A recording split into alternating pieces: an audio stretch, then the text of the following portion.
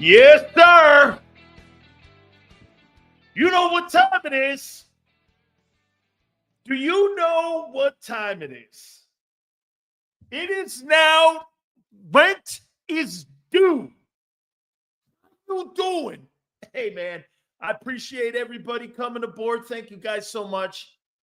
Fastest growing show in Philly and across the country. We can't thank you enough for hitting the like button, super chats, and growing this bitch like no other show on YouTube. I'm telling you, man, all weekend long, I kept getting emails from executives in Philadelphia. I kept getting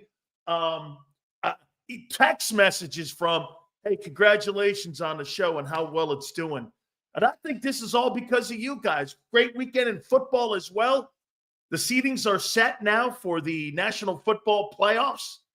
College football, we're starting to get around there now, getting ready for, without a doubt, we're getting ready for the college football playoffs.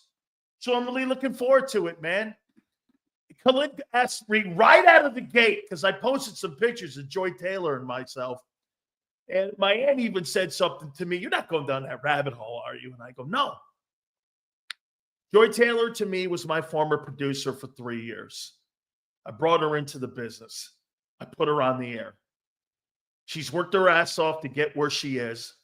I don't know what happened outside of what we did, but my wife and I groomed her into being a great executive and a great producer. She was great. She worked her ass off. She used to get me guests. She worked hard. We had a great relationship. And of all the things I've been accused of, you know, the one thing I've never been accused of? Sexual harassment. You know why? I don't give a shit about anything other than, guess what? My show. I don't chase skirts. I chase success. That's the difference between me and the dudes that are in my business. I don't chase skirts. I chase success. Joy had a conversation with me today. You know, I told her, I said, hey, make sure the bullets don't hit you. Just try to stay as low as you can. And welcome to the real world here, man. Look at this. There's the people that are on my phone feed here. There's Joy right there. You guys probably can't see that. John Morgan's there. Jimmy Johnson's there. Joy Taylor's there. I had a great conversation with her. She looks to me for guidance, and I told her, I said, just keep your head low, man. You'll get over this. Don't worry about it. If anything, you might want to use it to your advantage. Men are stupid. I mean, always remember that at the end of the day, men are stupid. So we'll see what happens. Again, hit the like button. We appreciate you guys. Hey, man, that was an incredible football game that we saw on Sunday by Tanner Manning. Tanner Manning. Woo! What a quarterback. That's one of the best called games of the year, too, by the way. About time your passing game looked like an NFL passing game. Instead of 29-03, you got yourself an NFL passing game. Way to go there, Tanner Manning. Tanner Manning is already a better passer than Jalen Hurts will ever be in his career. Hey, I want to show you something. We said something on the pregame show, and we said something a little bit on the postgame show. You know, we were talking, Xander and I were talking about the Vikings and that game last night. Remember what I told you guys? If you were listening, I said this. I went, hey, man, I want to see Sam Darnold when the games matter. I'm not going to indict Sam Darnold on last night's game. If anything, last night's game probably helped him as he gets into the playoffs on what to expect. I'd rather have that game happen to me on the final regular season game of the year than in the playoffs. I was listening to John and Xander. I can't trust that. Okay, well, guess what? I'm not going to dismiss 17 weeks of great football. I'm just not over 4 quarters of football. However, it does raise the red flag that how are you going to play in these games? I think a guy like that learned from that game what to expect. Hey, and by the way, Dan Campbell's attitude was the difference in that game for that football team. Next guy up. We're going to play our ass off. We're going to play hard. The Lions are a better coach team than your team. They're more prepared right now for the physical battles than you are. I heard Xander and John also talking about I can't trust Sam Darnold. So you think Jalen Hurts is ready for the postseason? Having missed 3 weeks? You really think he's ready? Okay. Well, I don't. I don't think he's ready. Hit the like button, my friends. I don't think he's ready. Jalen Hurts has had an awful year. Plain and simple. The team's had a great year. We're going to do our takeaways. We'll go by the numbers, our game balls as well. Okay? How do you know the Eagles aren't fool's gold? What have you fucking won in 3 years? What have you won? Except M. Reyes' admiration for going 14-3. What have they won? Okay? Okay? What have they won? Oh, by the way, today is Black Monday. Coach is getting fired. Let's see, 3, 2, 1. How long before people start turning it into something racial? Because the black coach got fired. I mean, how long? We'll talk more about that as well.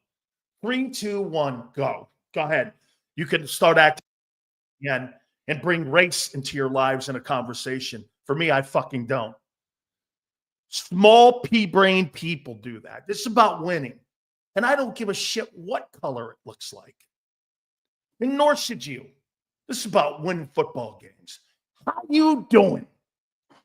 Hey, and by the way, I would say this to the New England Patriots. Welcome back to the days of Steve Grogan. Welcome back to the days of Steve Grogan. You don't have Tom Brady in the building? Did you actually think you were going to continue the winning that you had up there with Belichick? Welcome back to the days of the Sullivan family. How you doing? All right. We're going to get to the takeaways here in a minute. Man, this is going to be an incredible playoff run. Make no mistake about it. Hey, you know what's fun? You know what's wild? 14-3 and 10-7. It really doesn't matter. You're playing wild card weekend. The Eagles think they're in the 2-hole. You are. You get the home games, which is an advantage to some extent, but not really. You're playing wild card weekend. You're just as good as the Packers. They won 10 ball games. You won 14. That don't mean shit now. It's single elimination games. This is single elimination games. Nobody cares. 14. Hey, just like the year that the Giants beat the undefeated Patriots, doesn't really matter. It doesn't matter. This game showed me the Lions defense is vulnerable. Well, I would happen to say Minnesota's offense didn't capitalize when they were down in the red zone. It's true. They didn't. The quarterback didn't capitalize.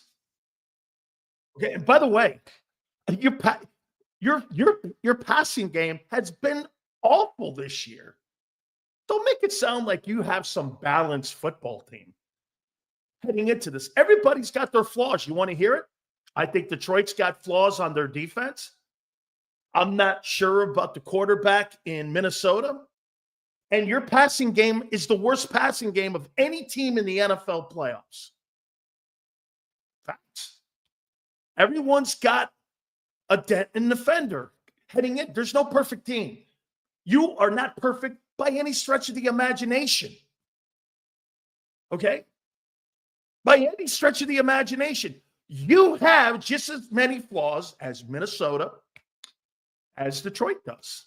There's question marks everywhere. So who wins?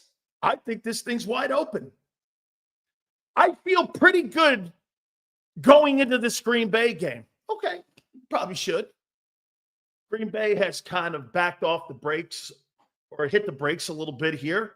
They're kind of skidding home a little bit. Absolutely. I think the war of attrition has hit them. But, I mean, your quarterback has missed a month of football almost.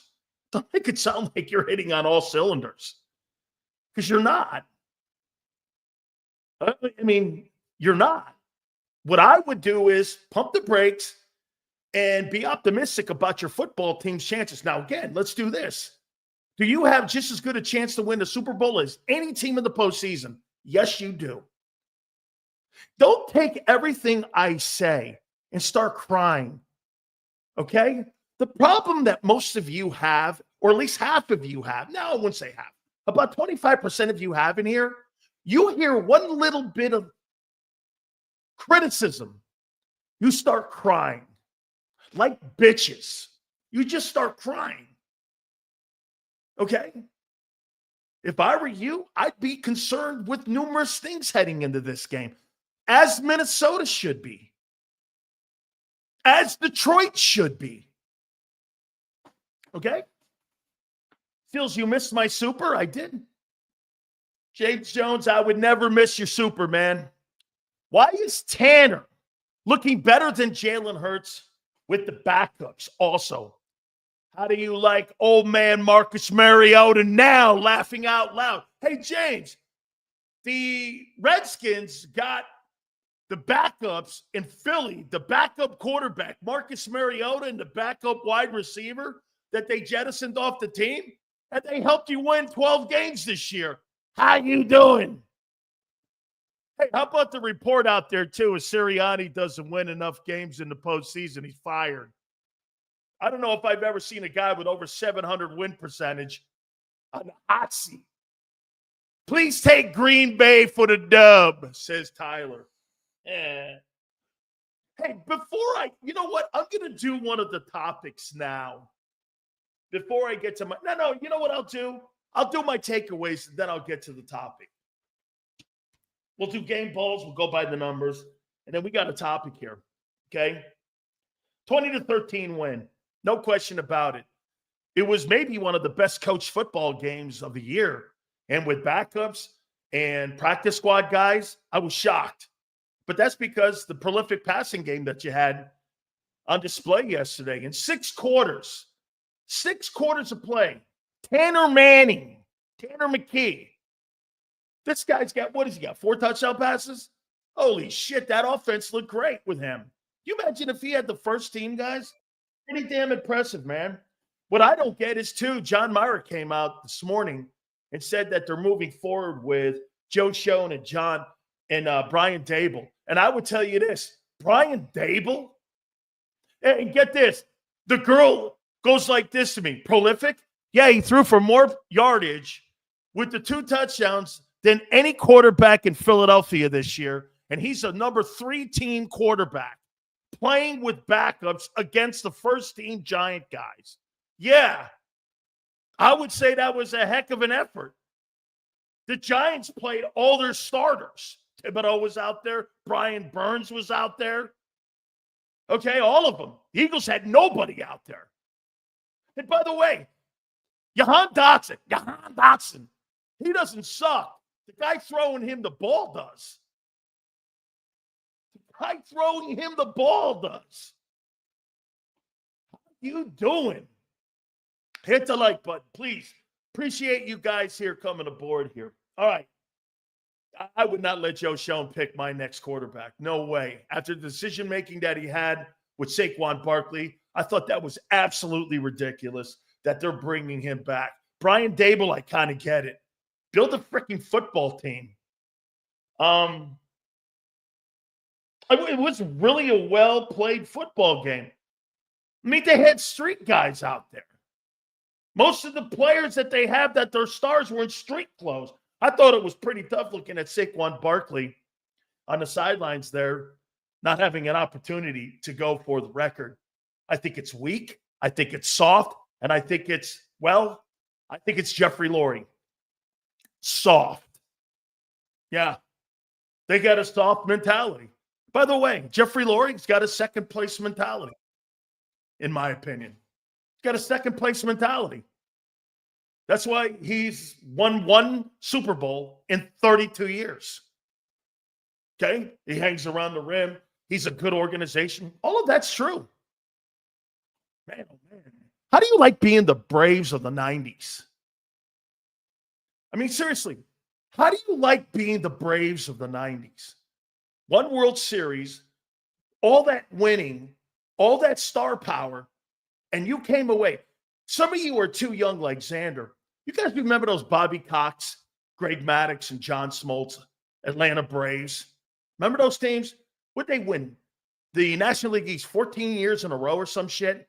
They won 1 World Series. You think they underachieved with 2 300-game winners?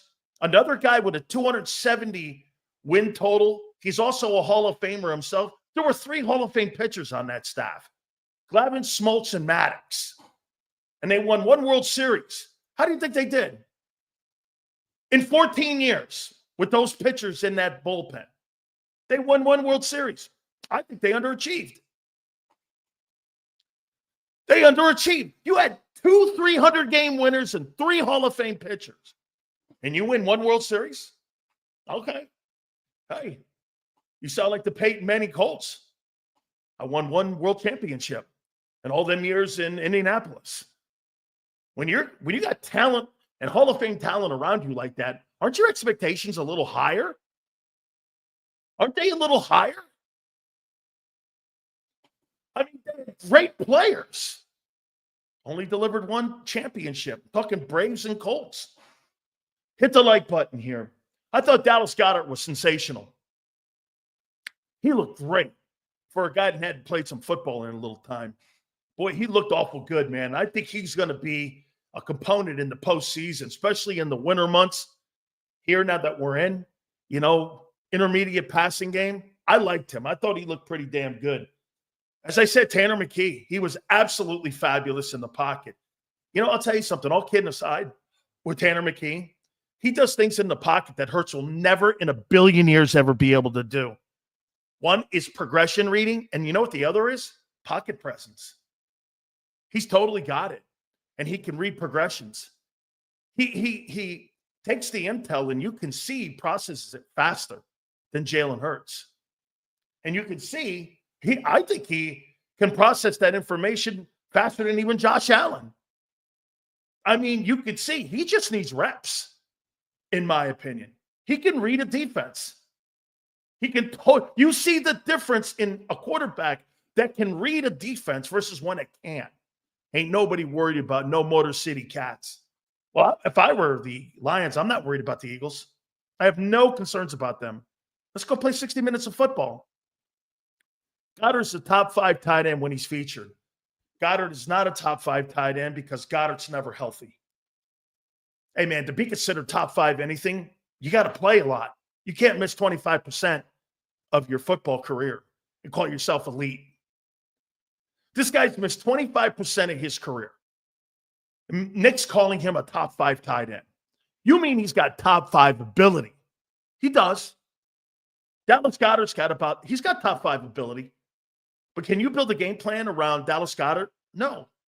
You don't know when he's going to be in the lineup or not.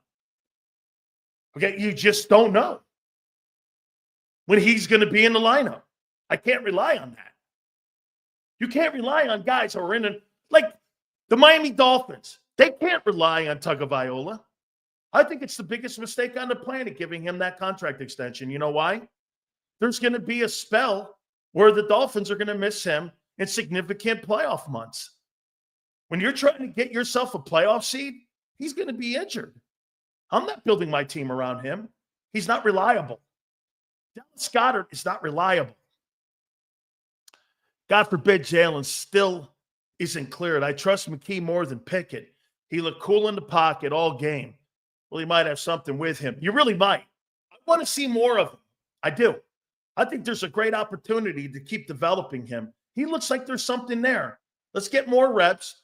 How is he going to adapt to the coordinators once they see game film on him and what he can do, positive and minus in ball games, and how you overcome that and continue to get yourself better will be the progression that you're looking for every quarterback.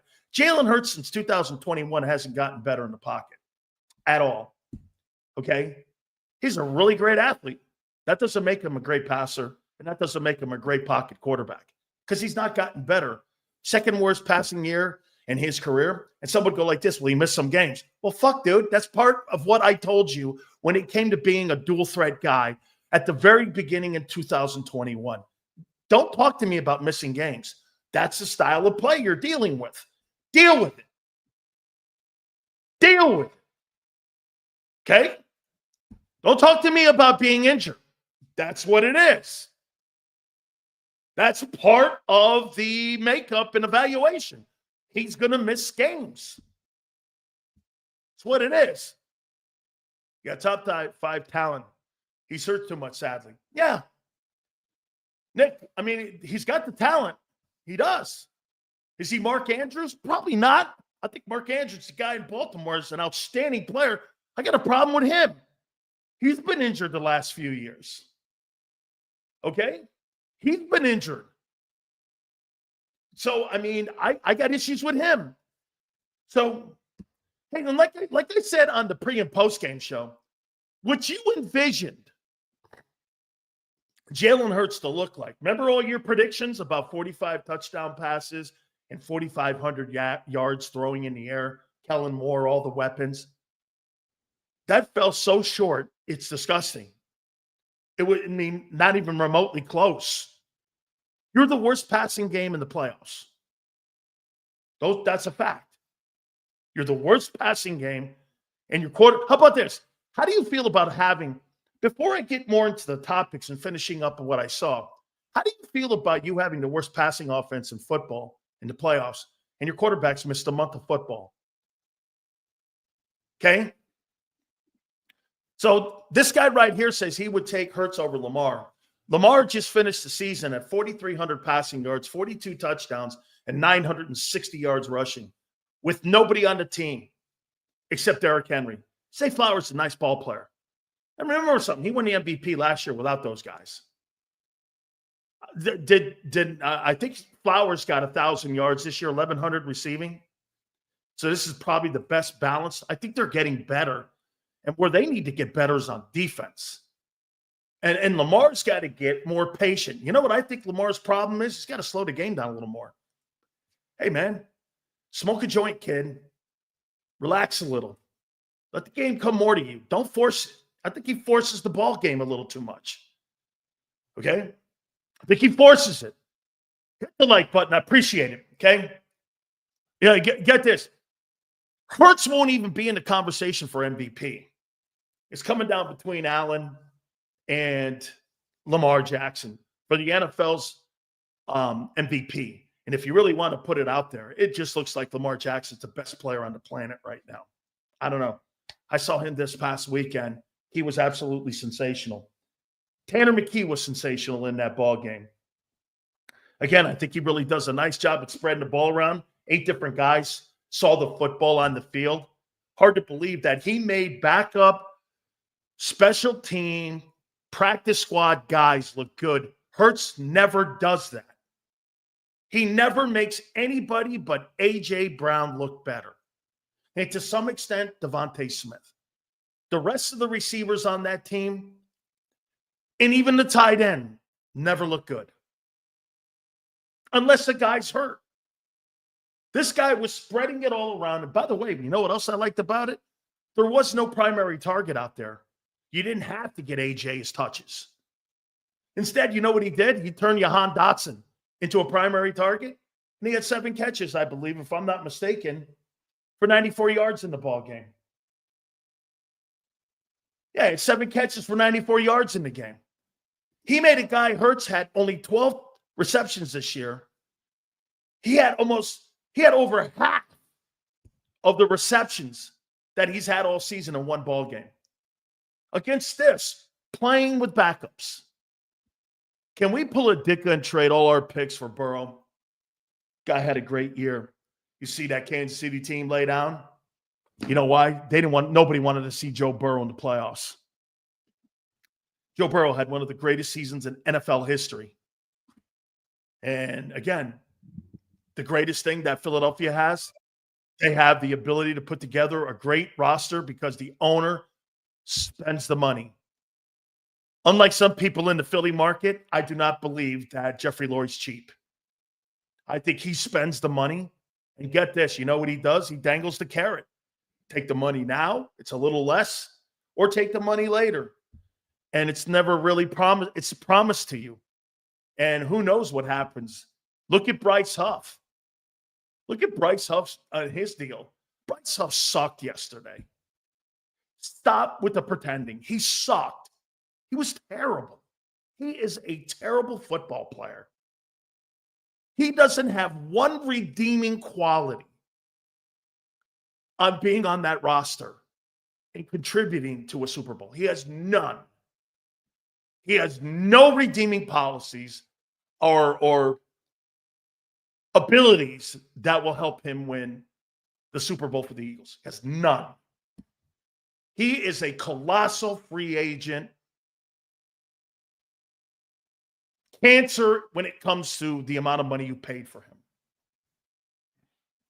He is terrible, Bryce Huff. Just terrible. Okay? It was really great to see the ability to spread the ball around. And again, I got to tell you this too. The player development for the Eagles was on display. They had those guys ready. I believe they had one penalty for no yards in the ball game. No turnovers. It was a well-coached football game with guys who don't get a lot of reps. That's a testament to the player development. They had those guys ready. I thought the New York Giants were one of the worst prepared teams I've seen all year. For guys that were playing for their jobs, it was horribly coached, and I didn't see any talent out there on the field whatsoever with New York. And they're bringing Joe Schoen and Brian Dable back for what? That was so poorly played yesterday by the New York Giants. The Eagles were so far ahead of them. You got beat with 2s and 3s. Okay? 2s and 3s. Terrible. So kudos to the Eagle coaching staff. Those coordinators and the position coaches and the player development coaches all had those guys ready to play. If you're Howie Roseman and Jeffrey Lurie, that was an organizational win yesterday. And that's why you're so far ahead of Dallas and so far ahead of New York right now, is because exactly of that. Hey, James Jones, you're in here, and I'm going to tell people this. I saw Cliff Kingsbury's name, and they're doing a great job in Washington. Yeah, I picked them to win the NFC East. Dang it. They won 12 games this year when no one even thought they'd win 6 games. Okay. Well, I'll tell you what they did. Their player development, they're drafting well, and they got a shitload of cap space this coming year. And I would pump the brakes on Cliff Kingsbury leaving Washington. Hey, James Jones, why don't you tell these people why Cliff Kingsbury won't leave Jaden Daniels next year? Let's educate these people on why Cliff Kingsbury, who will be a hot candidate, okay, in the open market with all these jobs that are going to be open. Will somebody tell people why he's not leaving Washington? Does anybody know why? Anybody? Okay, James, tell them why Cliff Kingsbury's not leaving Washington. And Jaden, he's going to get another year of Jaden Daniels to be able to develop him. They love losing. They beat you. Why? Daniels' unfinished product. Bob, come on, Bob. I thought you'd have this one, Bob. Why won't Jaden Daniels not be without Cliff Kingsbury? Why do you think that? Oh, I know why he won't be there. Daniels is the moneymaker? Okay, you guys obviously are not going anywhere. Hey, Dan, I'm a Commander fan. Love your show. My girlfriend is diehard Eagles Man, wish we had a rematch with you guys. Maybe see you in the NFC title game in Philly. I hope you have Angelo on again. We will have Angelo on again. Absolutely.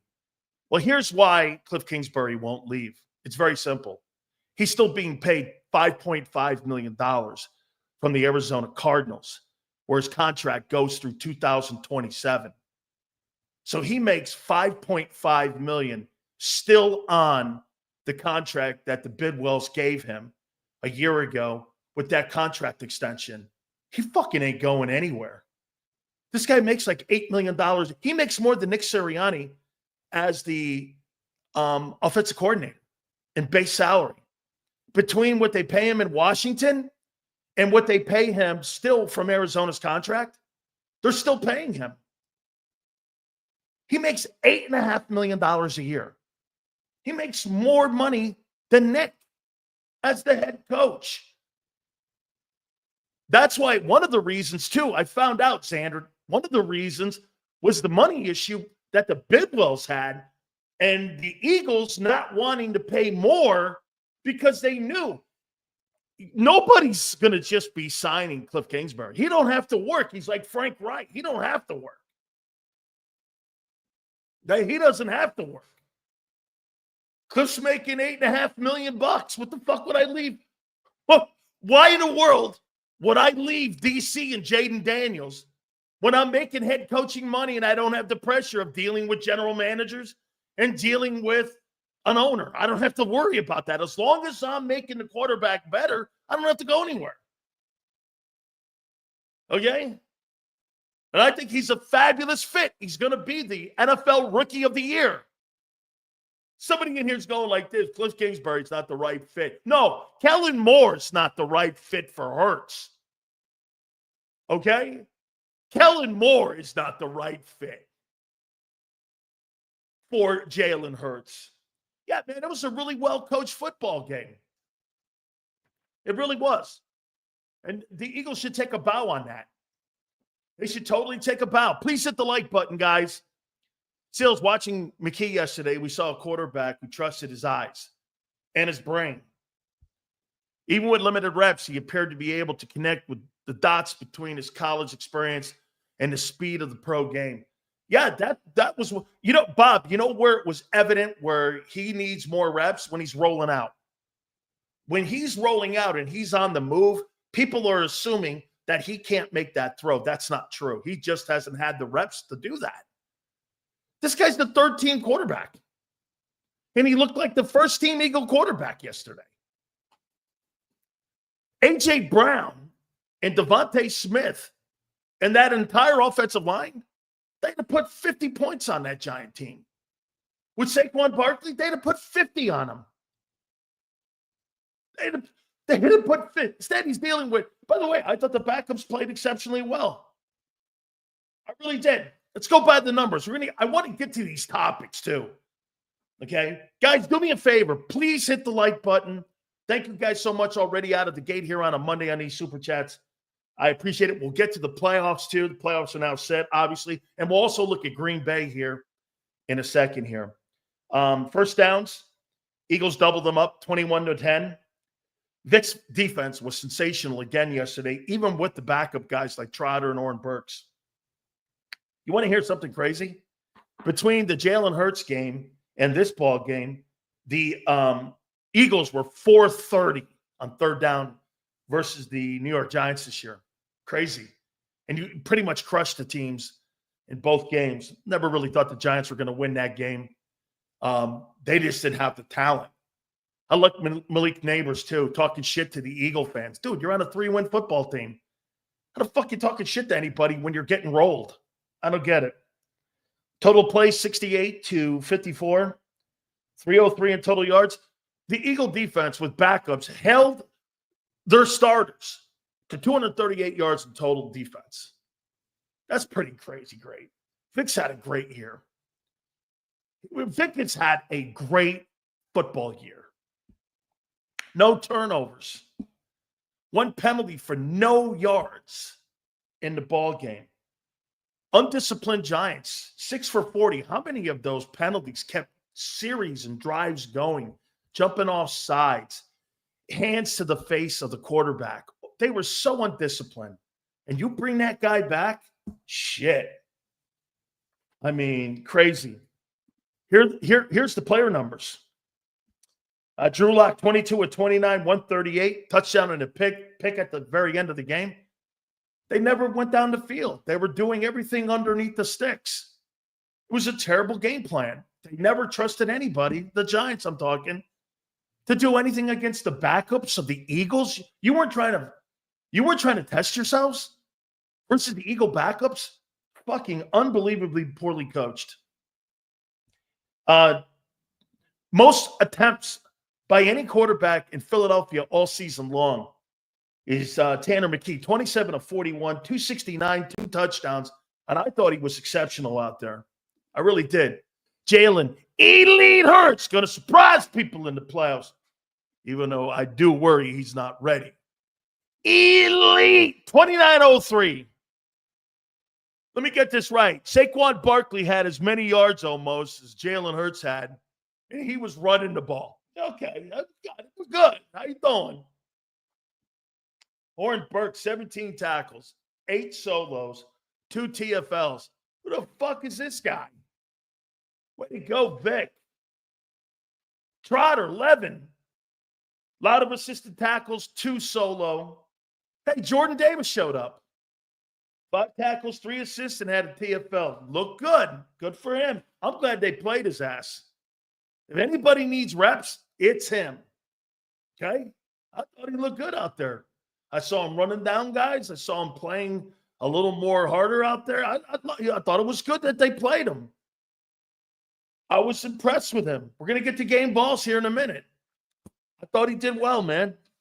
And I think you have to have him playing well next to Jalen Carter heading into this game against Green Bay. I know Eagle fans are just saying it's a layup game already. I got it. You should feel confident. You're 14 wins, right, M. Reyes? You're 14 wins. Even though you're in the wild card weekend, you're a 14-win team, right? Shouldn't have lost to Washington. I mean, Tanner rocking the number 16. We got it, Jared Goff. Yeah, Jared Goff's the number 1 overall player taken. Okay. He was the number 1 overall player taken. I don't know. This guy's a 6th-rounder. Want to hang in there. Guys, do me a favor. Please hit the like button. Thank you, guys. Here is my game balls, and here are my game balls for – I thought we're going to make a statement. Here's my game balls for Sunday. Then we move on to Green Bay. I like Will Shipley. I liked what Will Shipley did in that ball game. I was pretty good with him, man. Okay?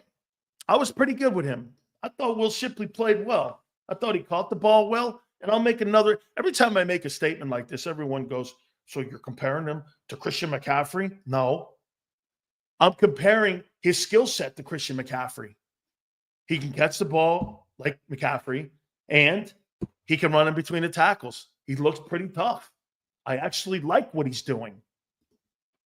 Jace, thank you so much, brother. I appreciate it on the money. Eagles have shown under the Sirianni era that they compartmentalized the season before the bye treated like a preseason. They said under Sirianni, besides the collapse, they turn it up in the playoffs. I don't know. Okay? I don't know. And I'm with you if it's the right mindset. Again, I don't think you can flick a switch, Jason. Okay? During that Sirianni era, you're right. They compartmentalized the preseason, the regular season, and then they cookie cutter it into the postseason before the bye, treated like a preseason, those first 4 games. And then under Sirianni, besides the collapse, they turn it up in the playoffs. I don't know if that's the right mindset. How about this one here, Jace? You think Detroit had that mindset? Do you think Detroit had that mindset? Detroit's a tougher team than Philly. They're a tougher coach team. They play like it. They look like it. They sound like it. Everything they do They do with toughness. The Eagles do everything with precaution. Your owner said it. We're worried about guys getting hurt. We're worried about guys doing this, and we don't want to lose anybody. You guys play with precaution.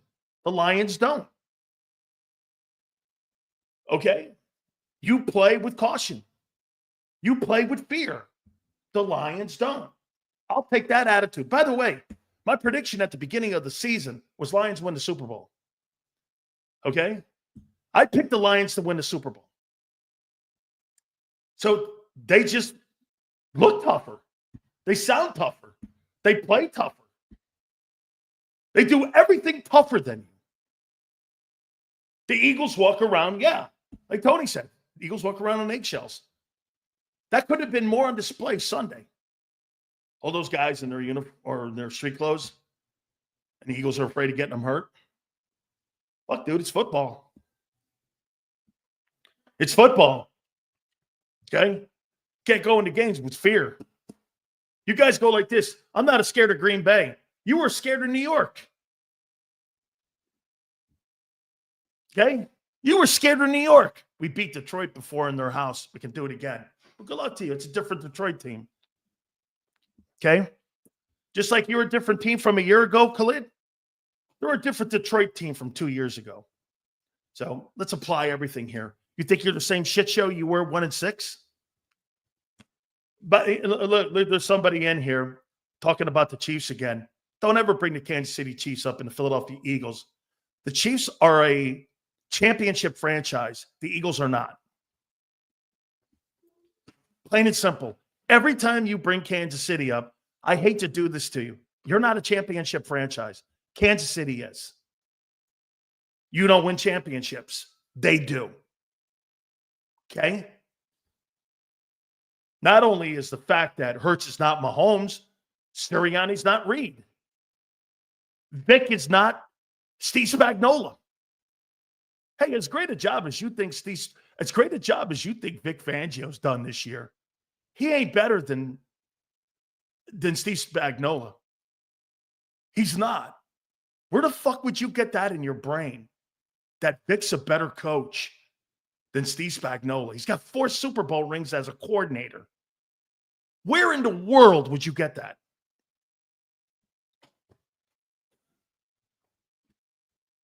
Four rings.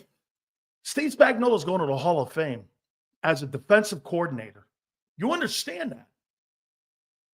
They got 2 Hall of Fame coaches. One's the play caller, the quarterback, and the D coordinator are all going to the Hall of Fame.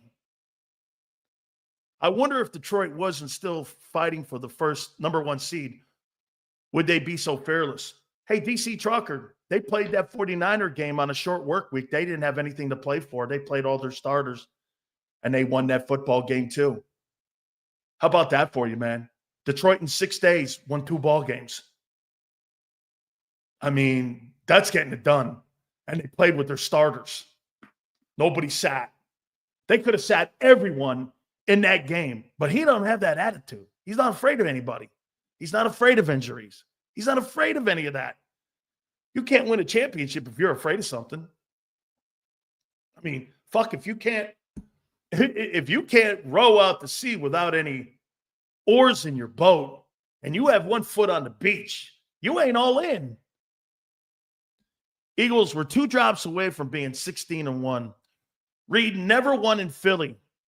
He had to leave because of his son, fresh start. Hey, dog. That's old news. He's got 3 Super Bowl rings. And probably when he's retired, he will have the most wins of any coach all time, postseason and regular season. So you can say whatever you want to say about him. He's a Hall of Fame coach. So you can dog him that he didn't get it done. Hey, by the way, Dick Vermeil didn't get it done in Philly. He had to go somewhere else to get it done. So, I mean, you revere Dick Vermeil. How come that is? 2 of your most famous coaches, Andy Reid and Dick Vermeil, couldn't get it done in Philly. They had to go other places to get it done. By coincidence? Probably. Better ownership? Could it be? I mean, I like what Stan Kroenke does. I like, and the Hunt family's legendary. Okay? I mean, how's that possible? And by the way, Vermeil's a Hall of Fame coach. He wasn't going to the Hall of Fame because of what he did in Philly. He's going, and he went to the Hall of Fame because of what he did in St. Louis.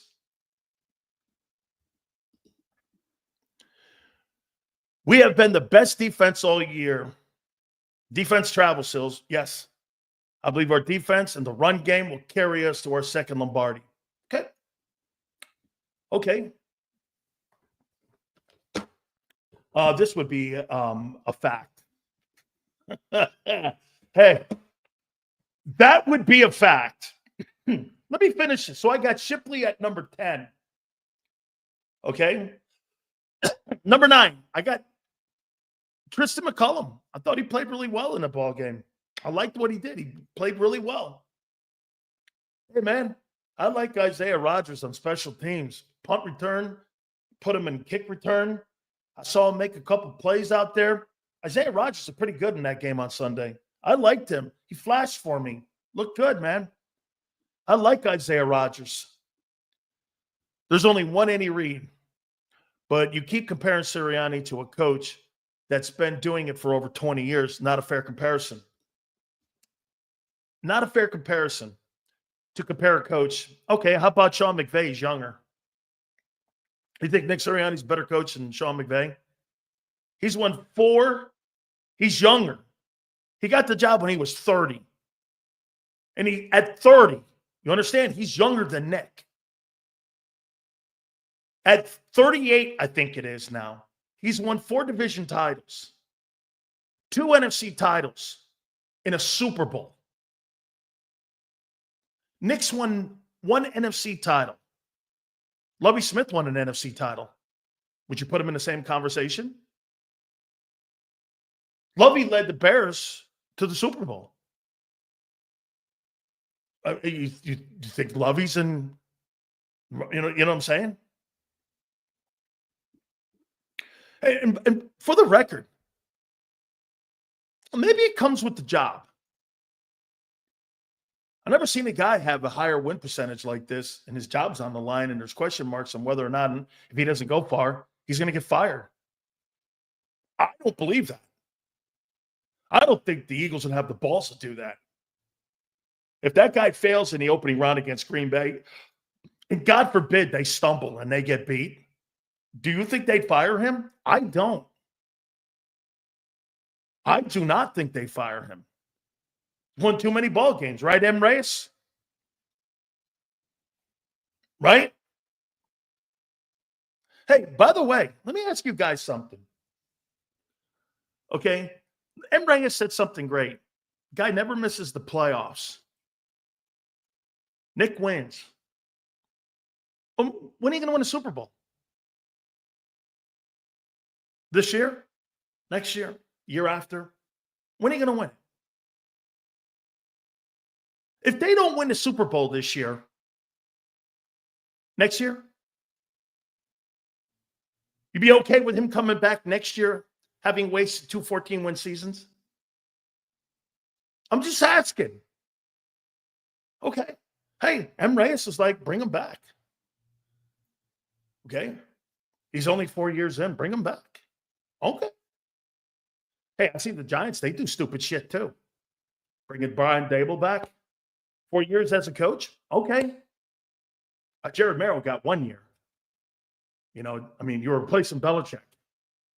Well, he won so few games. What did you think he was going to do? Win the AFC East? I mean, what were your expectations in New England? AFC East title? 10 ball games? Nobody in their right mind looked at that roster and said they're going to win 5 games.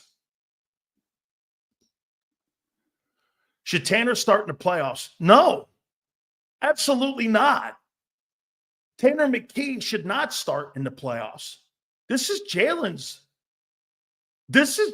sailboat. This is all on him. This is all on that guy. Absolutely not. You pay that guy $50 million. Let's fucking go. It's time. Shit's done. The money that's been spent, the player talent you have. Don't be the 49ers and lose an opportunity and your window closes. Well, our window won't close. Well, something's going to be fucked up if you don't win the Super Bowl. And you're right. It'll be 4 years of underachieving. Hey, you're right here, man. Come the second week of February, Sileo, I told you. I told you. You will have that right. You see, the difference with me and other people, I put it out there. Got receipts, Sil. I do my show for that reason, like that way. Absolutely. Okay? Absolutely. Get this. This guy said I've been wrong all year. I've not been wrong about your quarterback. I thought you guys would win 9 games because of the defense. Defense came around. Very few people thought that, even the coordinator. He's right. I did think the Lions would win the Super Bowl. I'm looking pretty good with that right now. I did think the Lions would be home field advantage. Looking pretty good with that right now. Yeah, I feel pretty good about that. And I said once again, Hurts will never throw for 4,000 yards ever in his career. Ever. Shit, he couldn't even throw for 20 touchdowns this year. McVay, 7 years, Sirianni, 4. Let's try this again. Okay. What was the first year that Sean McVay went to the Super Bowl? Year 2? He got beat 14-3 by the Patriots. Is that right? And then in his 4th year, he won the Super Bowl. Is that correct? Let's try again. Okay? Let's try again. How you doing? Okay? I got Jordan Davis, number 7, for my game ball. Hey, man. I like the way Trotter played. Need some more reps. Got some false steps out there. Look at my boy, Maniac, right there, man. I love that guy. How you doing? I thought Trotter looked good. And I thought he looked bad. Okay, I did. I thought he looked good. Thought he looked bad, but I thought he made some plays out there. It was pretty good with him. The backup line was great. Fred Johnson's going to make himself some money, man. I liked how he plays. He looks good out there. It's a testament to Jeff Stoutland, to say the least. Okay? Dallas Goedert, game ball 4. Outstanding. I thought he looked great. Now, can he stay healthy? Oren Burks gets game ball number 3. Vic Fangio. Just plug a dude in, and Vic can just sprinkle his wisdom dust on these guys, and these guys go out and perform like that. I mean, pretty crazy. Him and Trotter playing inside. There were mistakes made, but I think that's got a lot to do with reps. Get these guys more reps. One thing about Trotter, he's not very fast. Unlike his own man. His own man is fast. He's not fast. I'll tell you one thing he does well. He makes the proper steps and fills. He's a good-looking ball player, man. Let's give him some more reps. Okay? Let's give him some more reps. Yeah, Dotson gets game ball number 2. Yeah, I would say that's true, Mr. International. I think Trotter's exceptionally smart. I think his dad has schooled him well and prepared him well. All the views and things that he's going to see out there when he's inside the triangle, I think he does a really wonderful job, and I think he just needs more reps. I mean, like I said, if I were to grade him, I'd probably grade him at about a 75. If I were to grade Oren Burks, I'd probably grade him 70. Okay, there were a lot of mistakes, but there were a lot of plays. You know, if you make plays and make mistakes, that kind of offsets one another. Because that means you're kind of a playmaker. I know a lot of people who play the ball game like that. They're just not going to play proper technique and inside the guardrails. So you got to give some latitude. Their mistakes are going to be bigger, and they're going to look bigger. Not everybody plays with proper technique. Hard to play with proper technique. Okay. And Tanner Manning actually made the Eagle passing game look decent in the ball game. It was a well-coached, well-played game for backups. I liked it. I know some of you didn't because most of you weren't really looking at what football is. It doesn't really matter what the name is on the back of the jersey. You got a true look at what your organization does when it comes to practices, when it comes to preparation. If you could prepare backups like that, that gave me a lot of hope that their game plans every week are pretty good. If you can game plan backups, second and thirds like that to play in a ball game, you pay attention to detail. At least that's what I took away. Green Bay sweet like a cannoli. Watch Hurts get benched in the Super Bowl at halftime for McKee. McKee wins it all. How you doing, Sig? Never happened. I'm keeping that guy out there. I'm paying him $50 million, and I'm anchored to that guy with my salary cap.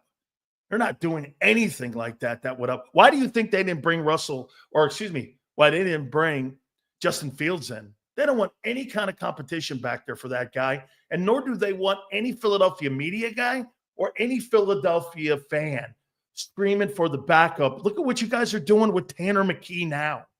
Can you imagine if you had Justin Fields back there? Never happened. That's why they signed the lesser of the two. Kenny Pickett's not a threat to Jalen Hurts. Justin Fields would have been. Justin Fields was a threat in Pittsburgh. He was 4-1. And he fit. Didn't Justin Fields fit more of the style of play of Hurts than what Kenny Pickett does? Okay? I mean, nobody really believes that Kenny Pickett was the better free agent signed at quarterback than Justin Fields. Nobody believes that. Okay? No, nobody believes that.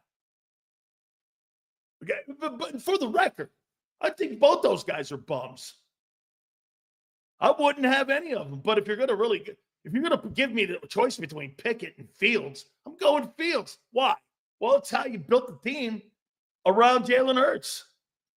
Sills, what is it like in the locker room when people think the backup is better than the starter? We all saw Wentz fall apart in the Super Bowl. It divides the room. It divides the room. Sirianni went to a Super Bowl a year after he was hired. How you doing? Great, phenomenal. Vic and Stout are a godsend to this generation. Well, they will be if you win it. Okay, they will be. Sirianni went to a Super Bowl a year after he was hired. How you doing? Hey, DC, if you're trying to say that Nick Sirianni's a better fucking football coach than a play-calling head coach in Los Angeles, you're out of your mind. He has no job. Nick Sirianni, he has no job. And he lies. His job is lying for a living. I learned that last week. His job is lying to you. It's what his job is lying. Right? Lying. Pittsburgh is a class organization. That's why they've only had 3 coaches in 65 years. Okay? Look at this guy. Tomlin's an average coach. I don't debate that. I'm not going to debate stupidity. It's really an asinine comment. That a guy who has not had a losing season in 18 years is overrated. He's overrated. Okay. Okay, he's overrated. 18 years. Yeah, Mike Tomlin is overrated. From now on, when Senorita posts anything, take it with a grain of salt. That Mike Tomlin, he just said, is overrated. Okay. Are the Steelers playing with a great roster right now? No. Are they playing good football? No. Are they one of the better roster teams right now? No. They're one of the best coach teams right now. Okay? Pittsburgh doesn't have a lot of talent. They've got to do a better job at drafting. They completely do. Okay? Pittsburgh's got 6 Super Bowl rings. So before you start crowing about the Eagle organization, win one more. Then we could start a little bit of a debate on how good you think you are over the last 32 years. They've got 6 rings. Okay? 6 rings. I mean, I might want to hang on to that. You might want to hang on to that one. All right, here we go. Marcus Hayes is going to join us at 3:30 at the bottom of the hour. We're hoping to catch up with our friend Gary Cobb. That'll be at the bottom of the 4:30. We're going to get Xander in there too. I hope we're able to do that. And we're able to do that. If not, we're going to put Xander potentially in there at 4:30. So right now we'll put Xander in there at 4:30. And we'll see where Gary is. And hopefully we're able to catch up with him. A lot of news going around the Eagles, especially as they get ready for the wild card weekend. Make sure you hit the like button. I appreciate it. I'm going to make a statement here. Then we're going to look at the Packers and Eagles. And we're going to compare them as we go into this weekend's playoff game on Sunday. And we'll look at all the games as well. I'm going to make this comment here. And you can mark the tape, January 6th at 3:06 Eastern time. The reason the Eagles will not win the Super Bowl is because Jalen Hurts. And you can post that. You won't win the Super Bowl because of Hurts. Not the roster.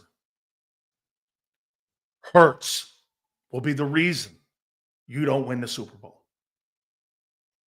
Plain and simple. It's not real science here. And it's not really that much of a leap. But the reason you won't win the Super Bowl is because of your quarterback. Missed a month. Had a horrible year. I'd say horrible. Let's say this. Underwhelming. That's being kind. Never utilized his weapons. And the excuses are, well, Barkley had a great year.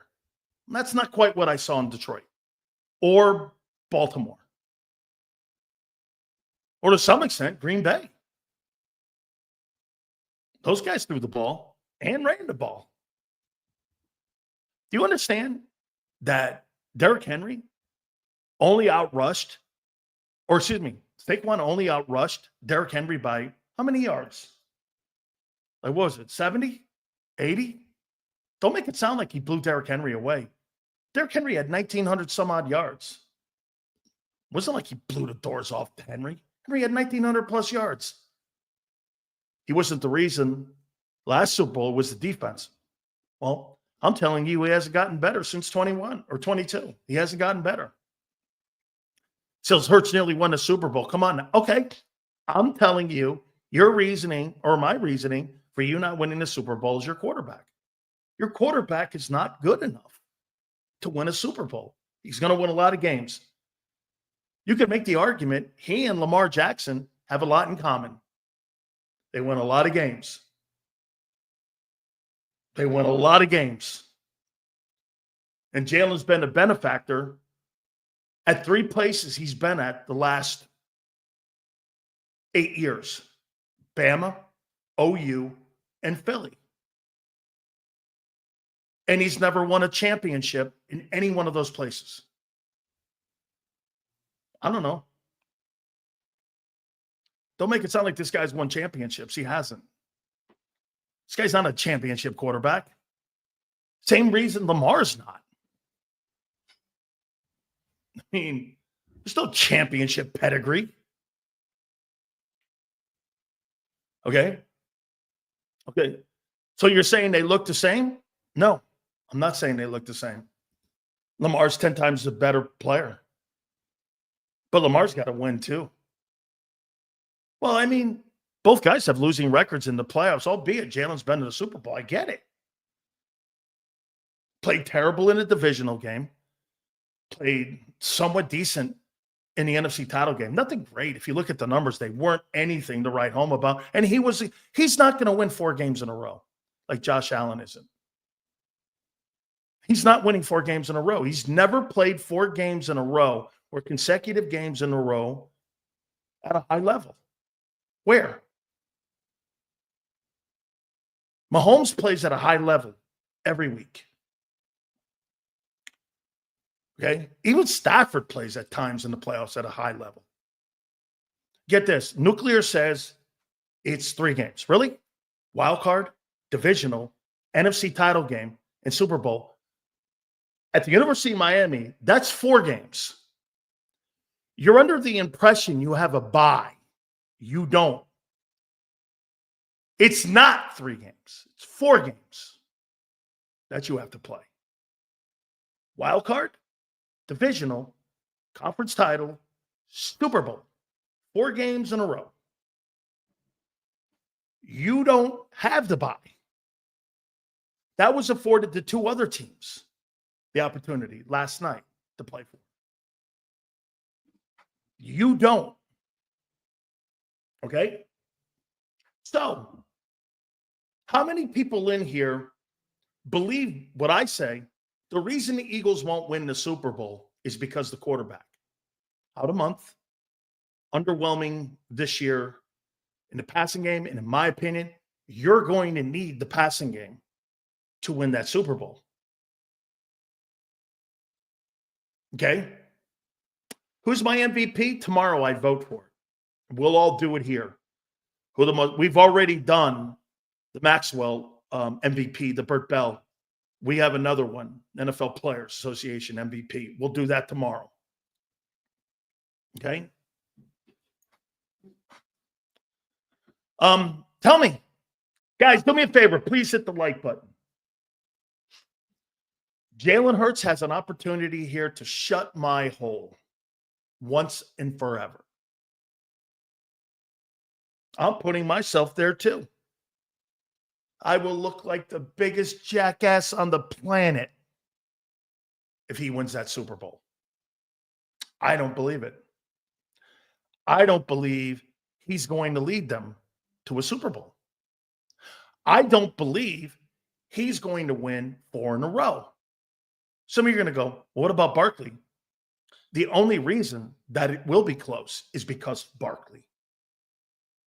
Okay? Barkley's been the MVP of your team, not your quarterback. Hey, let's do this for a second.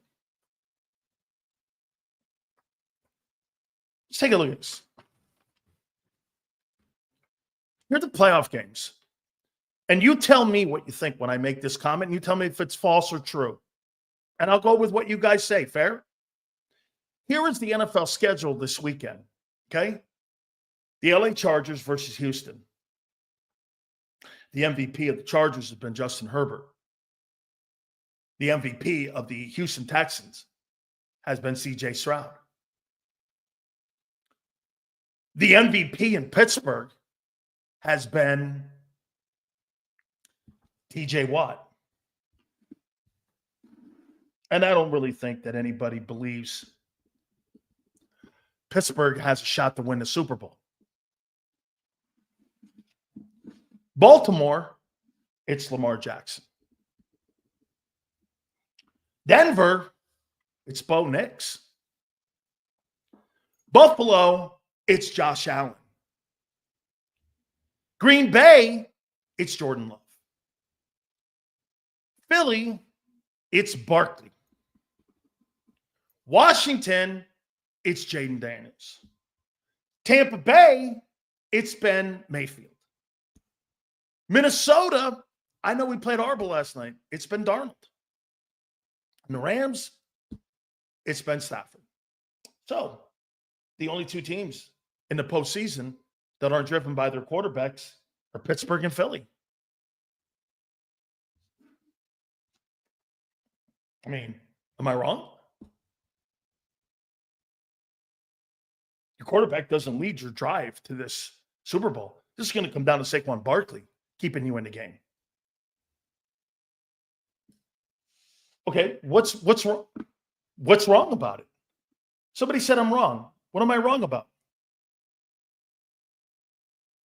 Yeah, look at this guy. Who the fuck threw the ball to him? So you can't lean on your quarterback in Philly. You're leaning on your run game and your defense.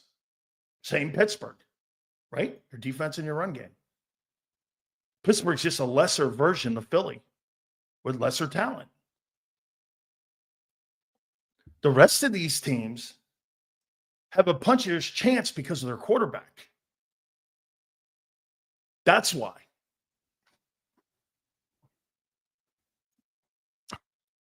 I mean, look, let's do this. Let's rank the quarterbacks that are in the postseason right now. Let's do that. What do you think? Then we'll look at Green Bay versus Philly. Let's rank the quarterbacks. Hey, Bob Brown, are you in here? There you go, Bob. I see you there. Bob, you tell me if I'm wrong here. Let's rank the quarterbacks that are in the postseason. Fair enough? All right. One is Mahomes, right? 2 is Allen. 3 is Lamar. 4. Who would be 4? Matthew Stafford or Jaden Daniels? Mahomes, Allen, Lamar. Who would be 4th? Who would be 4th? Bob, who would you? Stafford? Super Bowl winner? Okay. I'd put Daniels 5th. I'd put Mayfield 6th. By the way, Mayfield beat the Eagles twice in 2 games in a row. Once in the playoffs and beat your doorknobs off this year again. I'm talking, no, Geo Birds. I'm not ranking quarterbacks in the league. I'm ranking playoff quarterbacks. Oh, Jesus, right. I forgot golf. Hang on for a minute. I got to start this over. You're dead on. Defense, strong running game, and winning the turnover battle wins championships. Really. And that quarterback play. I could show you over the last 15 Super Bowls. The most elite quarterbacks win the Super Bowls. The only guy not to do it is Foles. Here we go. You're right. I forgot golf. Shit. Mahomes.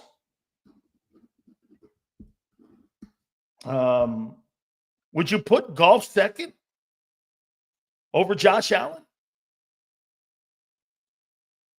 Then would you? I mean, I'm going to put Josh Allen here. I'll put Lamar 3rd. I'll put golf 4th. I'll put Stafford 5th. Mayfield 6th. Herbert 7th.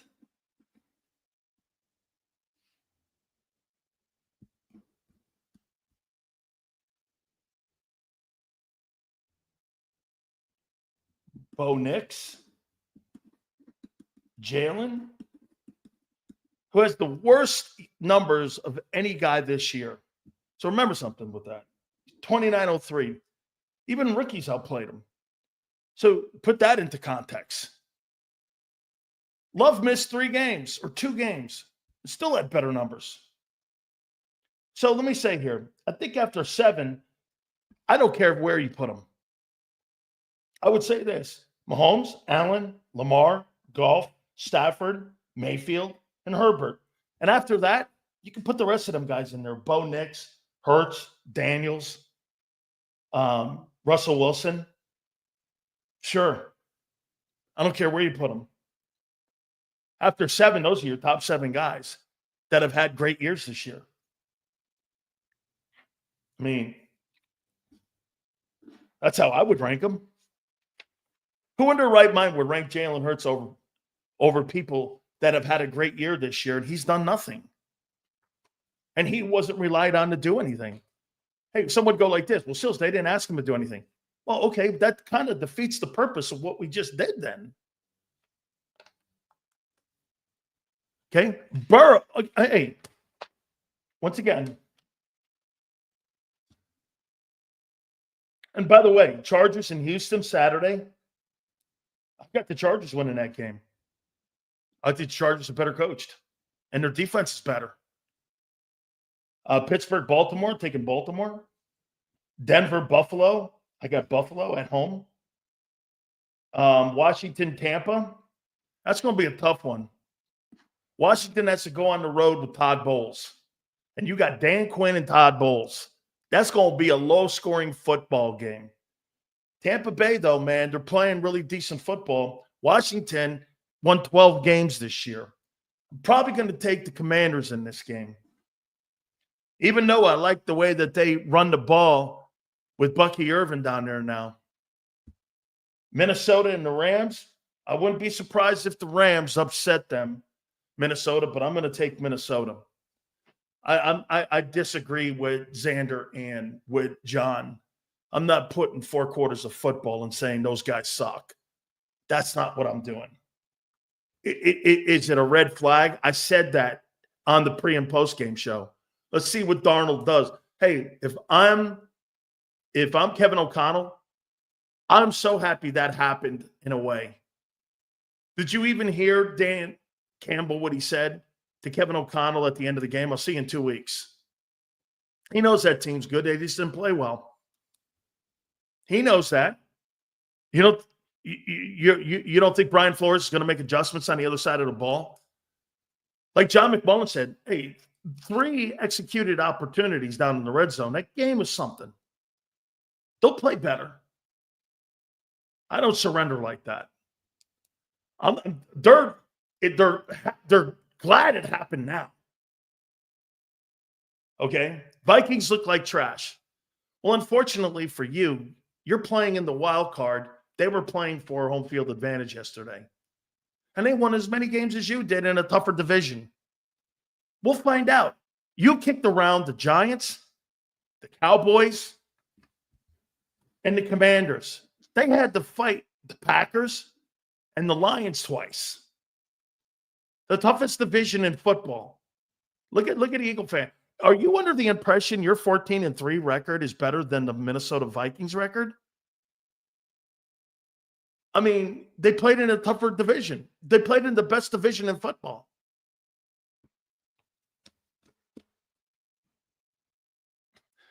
I mean, I'm not saying the Eagles didn't play anybody this year, but don't give yourself pats on the back that you had a tougher schedule than them, because that's not the case.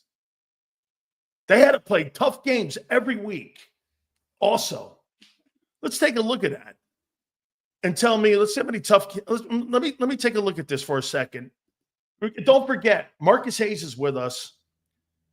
That'll be at the bottom of the hour here, coming up here in a couple minutes here. So they beat Green Bay, which you guys did. They lost 31-29 to Detroit early. They beat a 10-win Seattle team. They beat Green Bay again, and they lost to Detroit. And remember something. They had to play Green Bay twice, and they had to play Detroit twice. And they took 2 L's to them. No question. San Francisco was healthier when I still look at that now after the fact you can't do it. And they did drop one to the Rams. That's another game that they're going to have to play on Monday. And that game was what? It's pretty close, but the division was tougher. I'll take the division. Brian Pumper. We have to give Hurts a short leash on Sunday. Nope. Any evidence of midness, we have to go with Tanner. McKeester will be the McFeastering on the secondary of the Green Bay Packers. McFeastering. Hey, how about this, Brian? No way. No short leash. This is Hurts' ball game. This is Hurts' ball game, dude. No way. You're living and dying with this guy. Absolutely no way. If you yank him, You're yanking him for good. Okay? You're yanking him for good. You're not yanking Jalen Hurts. Absolutely not. Marcus Hayes from the Philadelphia Inquirer is going to be with us. Some noise was made last week here on the program with Angelo Cataldi. Plus, we're going to get his spin on what he sees with this Eagle team heading into the postseason. By the way, do we have any latest news on Jalen Hurts? As we went on the air, Xander, have you heard anything? Is he out of concussion protocol? Or are the Eagles once again playing some sort of charade game with us and where we are with his health? Are they trying to fool people or something? I don't know. That he's still in the concussion protocol. Is he out of it? I'm assuming he's out of it. Right? Hurts is still in the protocol? I don't know. I mean, I see all these other quarterbacks getting banged up. They can put them right back in there. It's been 2 weeks now. Okay. I mean, 3 weeks almost. He's out. Great. Great. I want him playing Sunday. Oh, you can guarantee that. I want him playing on Sunday. Okay? I totally want him. Hey, Xander, do me a favor, my friend. Make sure you send Gary Cobb a link, please, for 4:30. Appreciate that. So we'll have Marcus Hayes coming up here in a minute, and we will have Gary Cobb. That'll be at 4:30. So, yeah, hey, guys, so he is out of the protocol? Fantastic. Okay. Really good. That's good news to hear. All right. Green Bay versus the Eagles on Sunday. How many people like this matchup?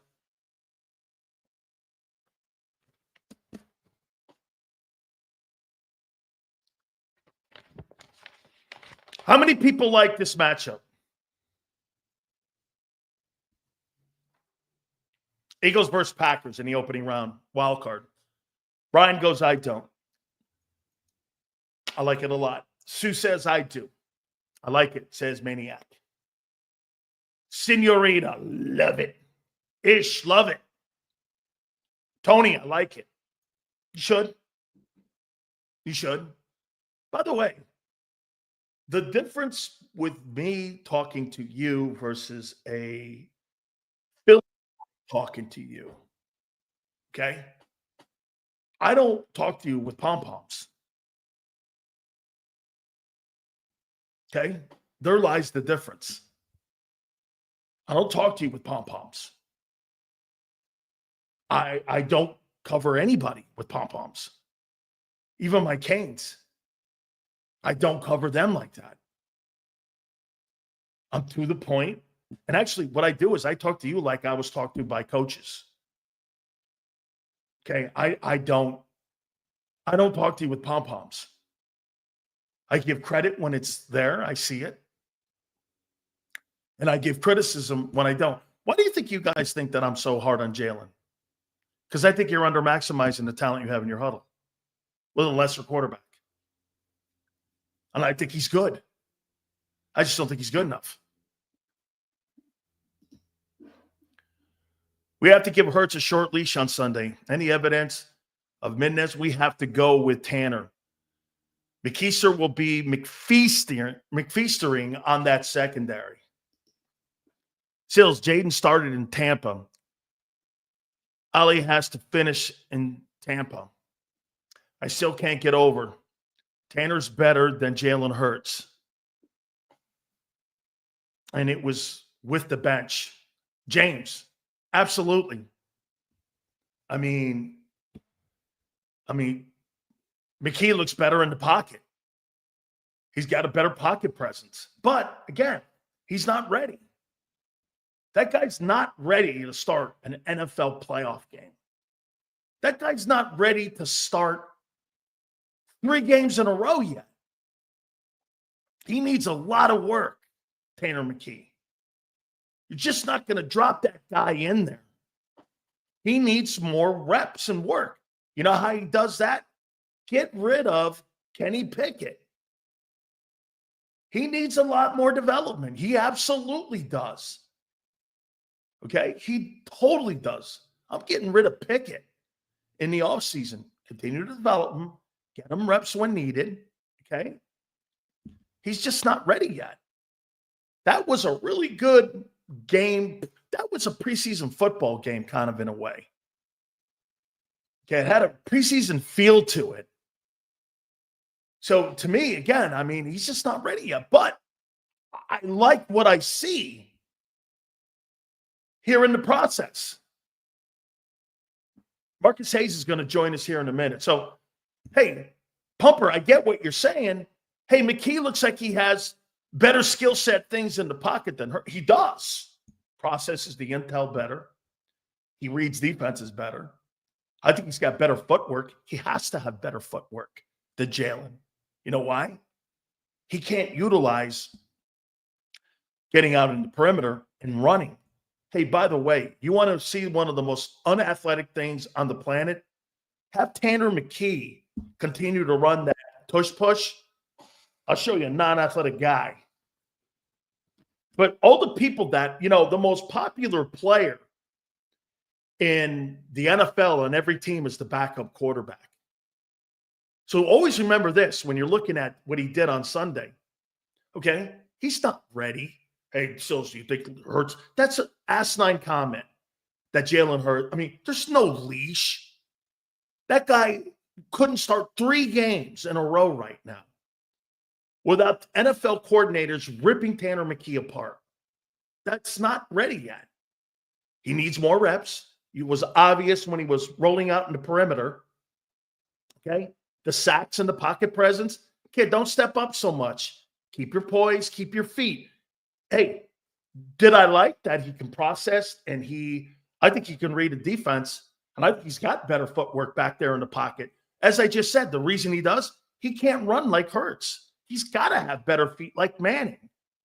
Manning and Brady had to be technicians in the pocket. Why? Because they can't do what Lamar Jackson and Jalen Hurts does. Shit breaks down, they can break out in the perimeter. Okay?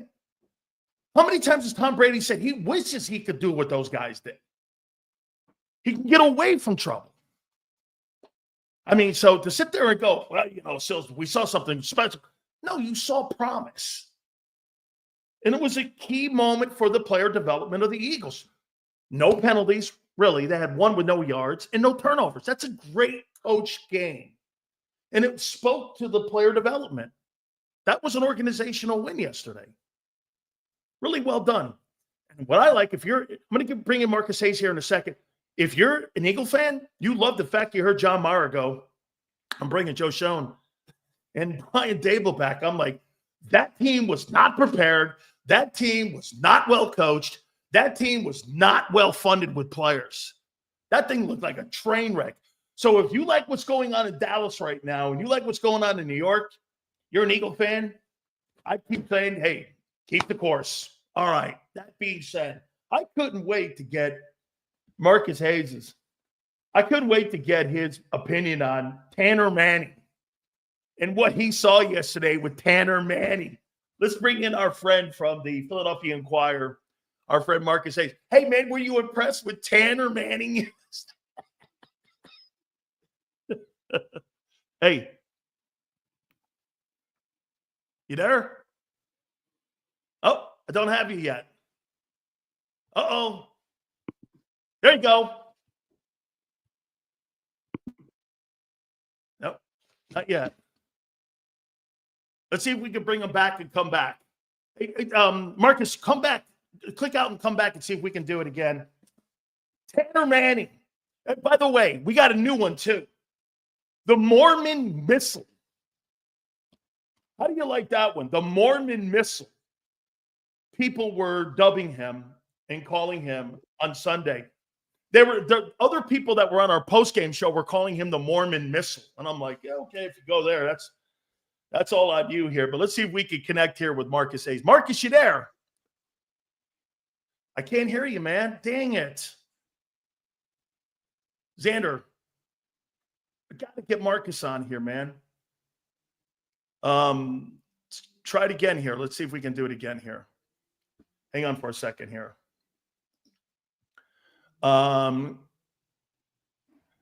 Okay, hold on here.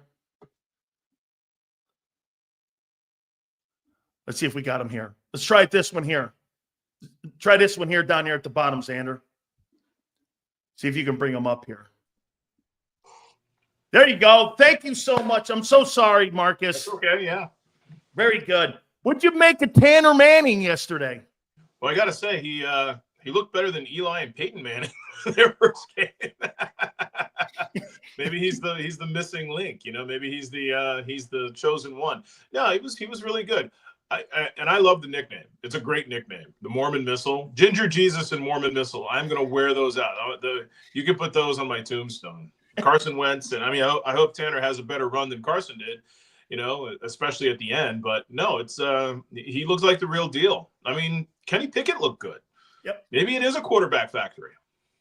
How about this too, Marcus? I think that goes to the player development of the organization too. I mean, you know what? I love what I hear every time I hear Jeff Stoutland say that he gives the third-team offensive lineman opportunities at reps. And I think this was, as I said, an organizational win yesterday, and it showed you the player development.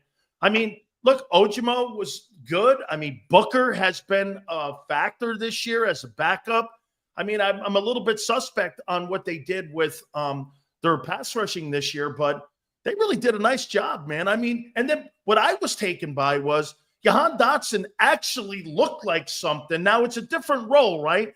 Instead of being in the 3 hole, he's in the 1 hole, so you're going to get more premium targets when you're in that 1 hole versus the 3 hole. He had 12 targets or 12 receptions going into this game, but I mean, I thought the offense looked a lot better when it came to spreading the ball around, and these guys were all backups and 2s and 3s.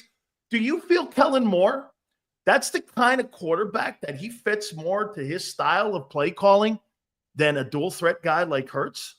Well, let's be clear. No dual threat guy fits to anybody's sort of play calling. You know, quarterbacks run because of necessity. They would leave them all in the pocket if they could. Jalen Hurts is hurt for the 5th year in a row because he runs too much.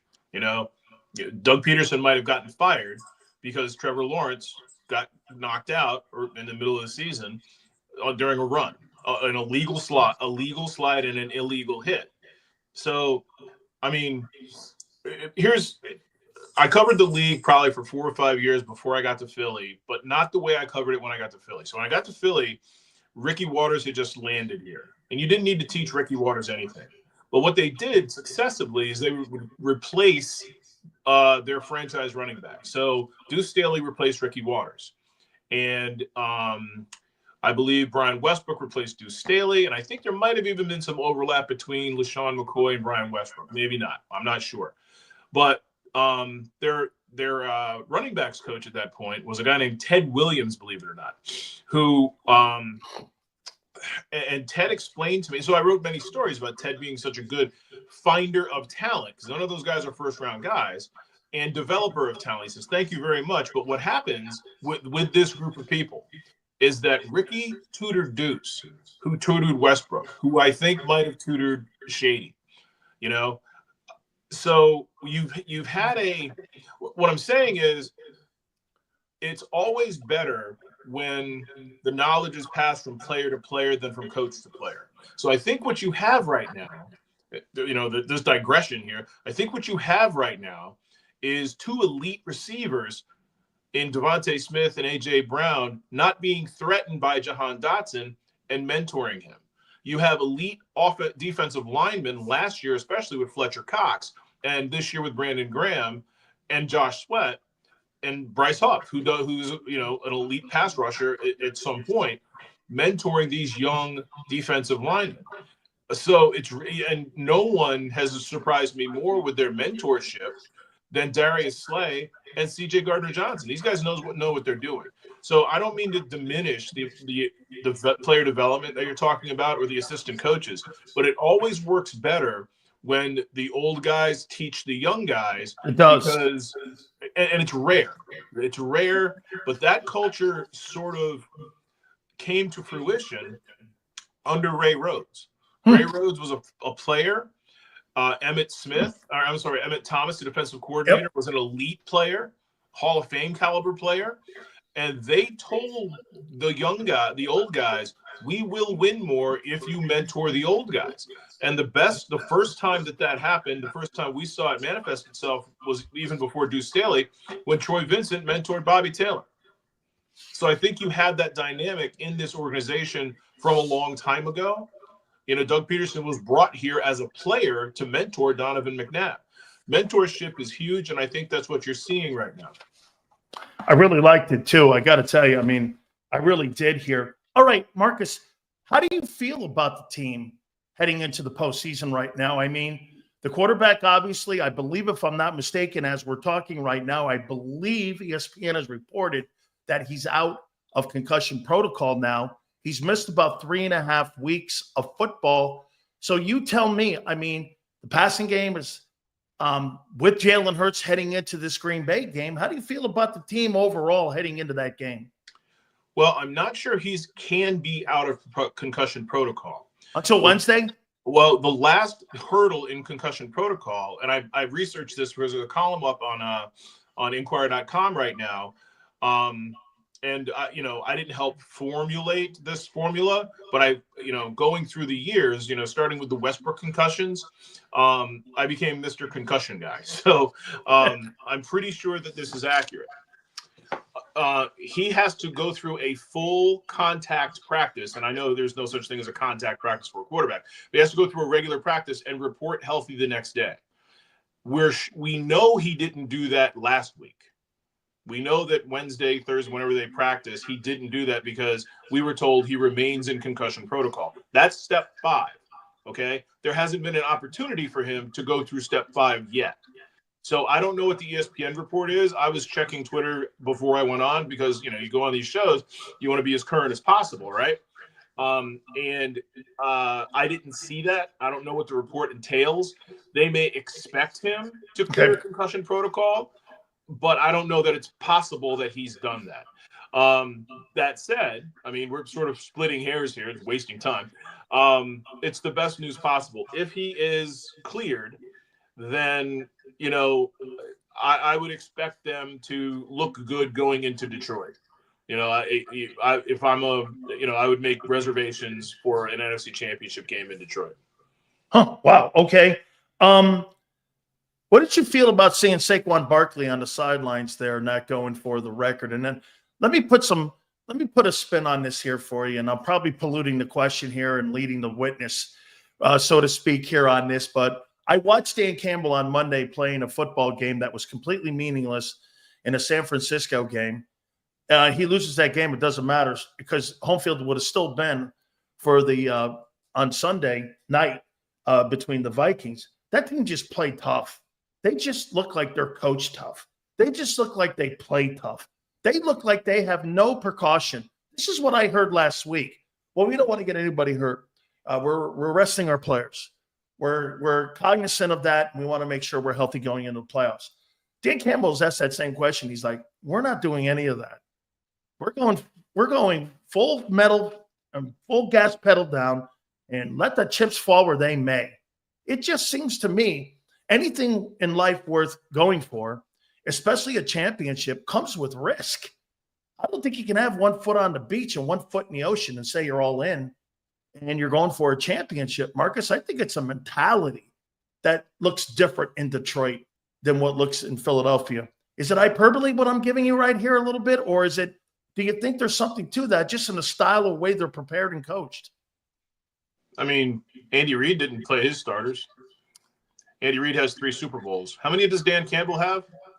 None. Let's talk about Dan Campbell, all right? Who's made more big mistakes in the last 3 years than Dan Campbell? I mean, he's not the I mean, I understand the affinity for Dan Campbell, but yeah, he's hyperbole. He's done nothing. He's failed with aces in his hand, okay? And, being around the league, it was wonderful to hear all the support Saquon Barkley got from his teammates. I didn't believe any of it. No, it was 20 degrees wind chill factor on the field yesterday. You really think A.J. Brown wanted to be on that field? Did you see him napping on the bench? Yes.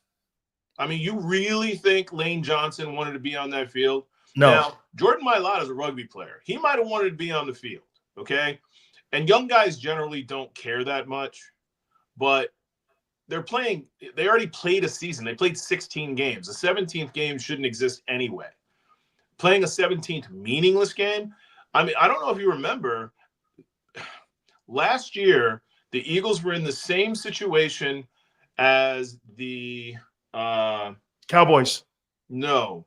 Because it was for the division title at the end of the year. No. The last year's Eagles situation was the same as this year's Green Bay Packers situation. They were playing for a better seed. Okay. And the Eagles quarterback got hurt. He dislocated his finger. The safety got hurt, and A.J. Brown got hurt. Now, that's almost exactly what happened with Green Bay. They lost a receiver, not their top receiver, but a receiver, and their quarterback left the game, did not return, and caught the coach in a lie. Matt LaFleur said he could have come back, and Jordan Love said, I didn't get any better during the game. I expect to play next week. I didn't get any better. So we're not talking about a meaningless game. We're talking about a slightly meaningful game. Last year, I wrote before that game that it's utter malpractice to think about playing these guys in a game that would just alter the opponent. You're going to be on the road anyway in the playoffs. The reward is you get a week off. You get a bye. Or you get one better slot. You're not playing. I mean, it's not apples to apples because there was a scenario in which the Eagles could have, gotten a home game, but the Packers couldn't. It was just dumb. It was absolute malpractice. And I didn't wish any ill on the Eagles, but you're going to tell me that a team that is a little bit better rested with a quarterback without a dislocated finger and his star receiver and the safety doesn't have a better chance in Tampa the next week? What are we talking about here? No, I mean, it's just no. I mean, there is no scenario in which any significant NFL player should play in a meaningless game. That includes those meaningless games that guys were playing in to finish up like Seattle had a meaningless game yesterday. Now Geno made $6 million, playing with the starters, But what if Geno, Brock Purdy's himself? God bless him. Good. I'm glad he didn't get hurt. I'm glad it worked out or whatever. But and more than anything else, Dan, they hadn't had a week off in 12 weeks. Yeah, since week 5. Nick sitting his Eagles starters, the preponderance of his Eagles starters, eliminated the bye. So they have just as much time off now as the Lions. They got a week off. The Lions get a week off. The Lions could have gotten 2 weeks off. But Dan Campbell's ego is too big to allow his team to have 2 weeks off in a 3-week period at the end of a grueling season. Because the Lions effectively could have had a bye last week and then won this week's game, then had a bye next week. Maybe I'm more on how they got there than what they did.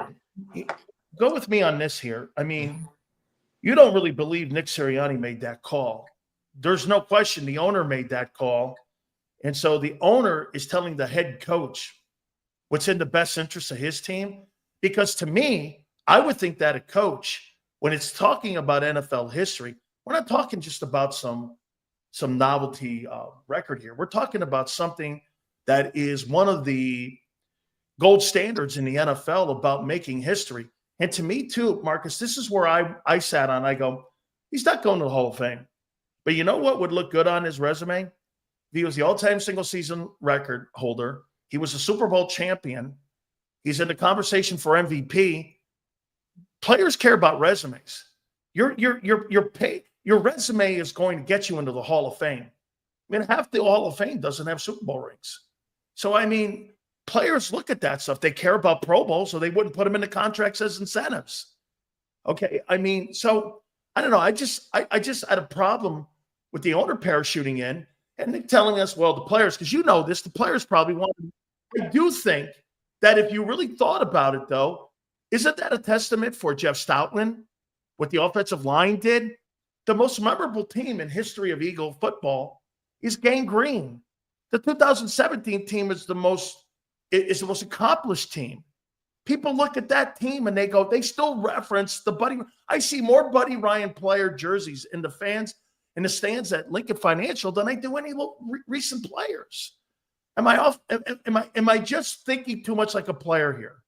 Well, I mean, I'm there every week, and what you just said isn't accurate. I mean, There are some Reggie jerseys, there are some Jerome Brown jerseys, there's a few Randalls, but there's nothing like, Jalen Hurts is all over the place. I mean, and the same was true with Carson Wentz. When Carson was here, it's remarkable, and it's remarkable to me too, because when I was a young man, those were the teams that I was in Philadelphia, but Randall Cunningham was my favorite player. Reggie White's, to me, the best defensive football player in history. So those guys are important to me too.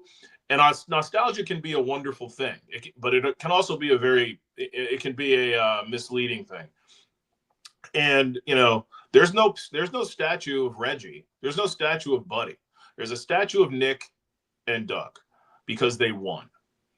And trust me, there's so much love. Seth Joyner has an entire career off that era, right? Yeah.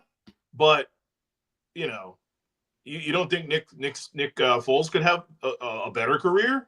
You don't think Doug's not going to be a talking head? I mean, the 2017 team wasn't just special. It was like being a part of a movie. It was like being part of Rocky with the parade and the dog masks and all that.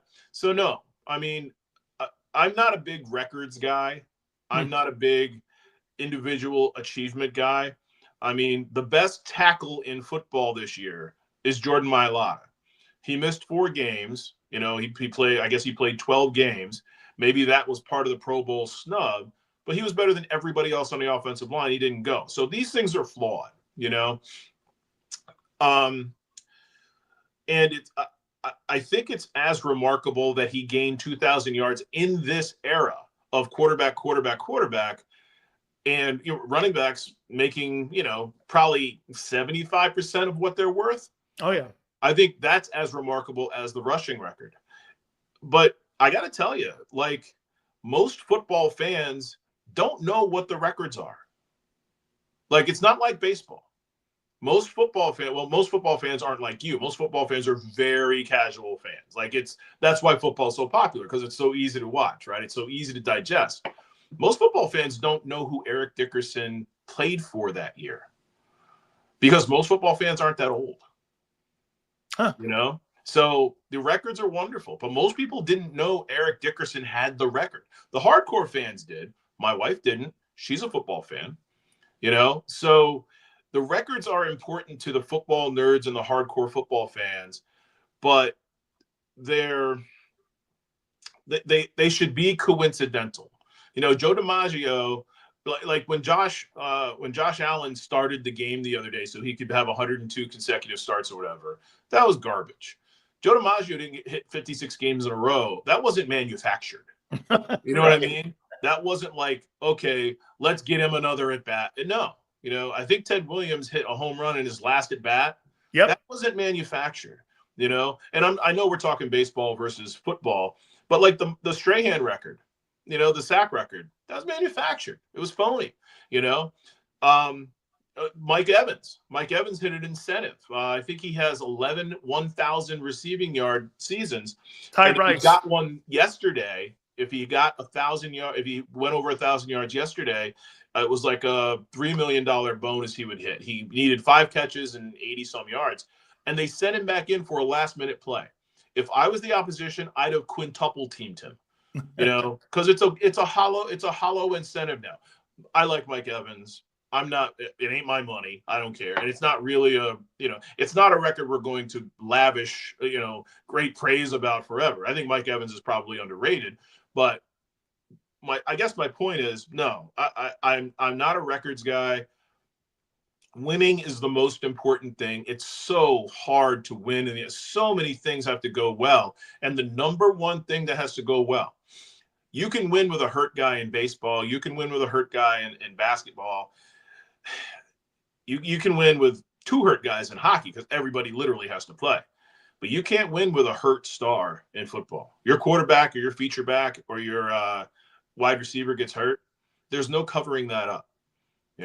It's that was one of the reasons 2017 was so magical, because lo and behold, Jeffrey Lurie overvalued the backup quarterback spot to the point that he had essentially like a half-season starter caliber quarterback, where everybody else had a stopgap, or most teams had a stopgap in Nick Foles. I think they spent something like $12 or $15 million that season because they had to pay Chase Daniels to leave and sign Nick Foles, who was thinking about quitting. So yeah, they paid and that was Jeffrey Lurie's finest hour. It was all him, and it was his idea, and it worked out. But again, when you lose those guys, I don't know if you remember the day Carson got hurt in L.A. Yeah, people were was in L.A. Yeah, people were crying in Philadelphia because they thought the run was over. How much do you think they'd have been crying this morning if Saquon had gotten hurt yesterday? Yeah, and they were 11-2 when he got hurt at the Coliseum, and I remember I was like, that guy was playing. I thought he was the next coming of Brett Favre the way he played that year. I couldn't believe the things. And if I'm not mistaken, this guy had like a John Wayne exit to the game. He ended up scoring it, and he walked off the game limping, and he walked into the tunnel. I'm like, holy cow, that guy's John Wayne and all. Maybe what I do, Marcus, is like you said, you mentioned the 56-game hit streak by DiMaggio that year. Williams hit 401 and didn't win the MVP, and he won the Triple Crown that year. I mean, and he didn't win the most valuable. Maybe what I do is I try to make him look all even, the records, like you say. I mean, hey, 2105. I mean, is that the equivalent of what we see with what Bonds did with 72 home runs, or when we see with 762? I think those are landmarks that, I mean, I remember 755. I watched it that night when Downing threw it to him. I mean, maybe I'm just the biggest nerd. I didn't realize it until you pointed it out to me. No. Maybe I'm a nerd. There's nothing wrong with that. Without you and your ilk, there's no industry. We're not having this conversation. I don't have this job. That sort of, you guys, people like you are incredibly important, and discussions like this are important. And I am not 100% like anti-record. 5% of me wanted to see him go for it. 5% of me wanted to see how long it would take. 5% of me wanted to see what the fallout would be next week. Assuming nobody got hurt, would they be worn out? Would they be worn out the following week? Would they be toast if they have to go to Detroit or Minnesota? Because we didn't know whether it was Detroit or Minnesota at the time. So, 5% of me wanted to see it, but my job, and I was told this by the guys that did it before me, and I've evolved to appreciate it even more.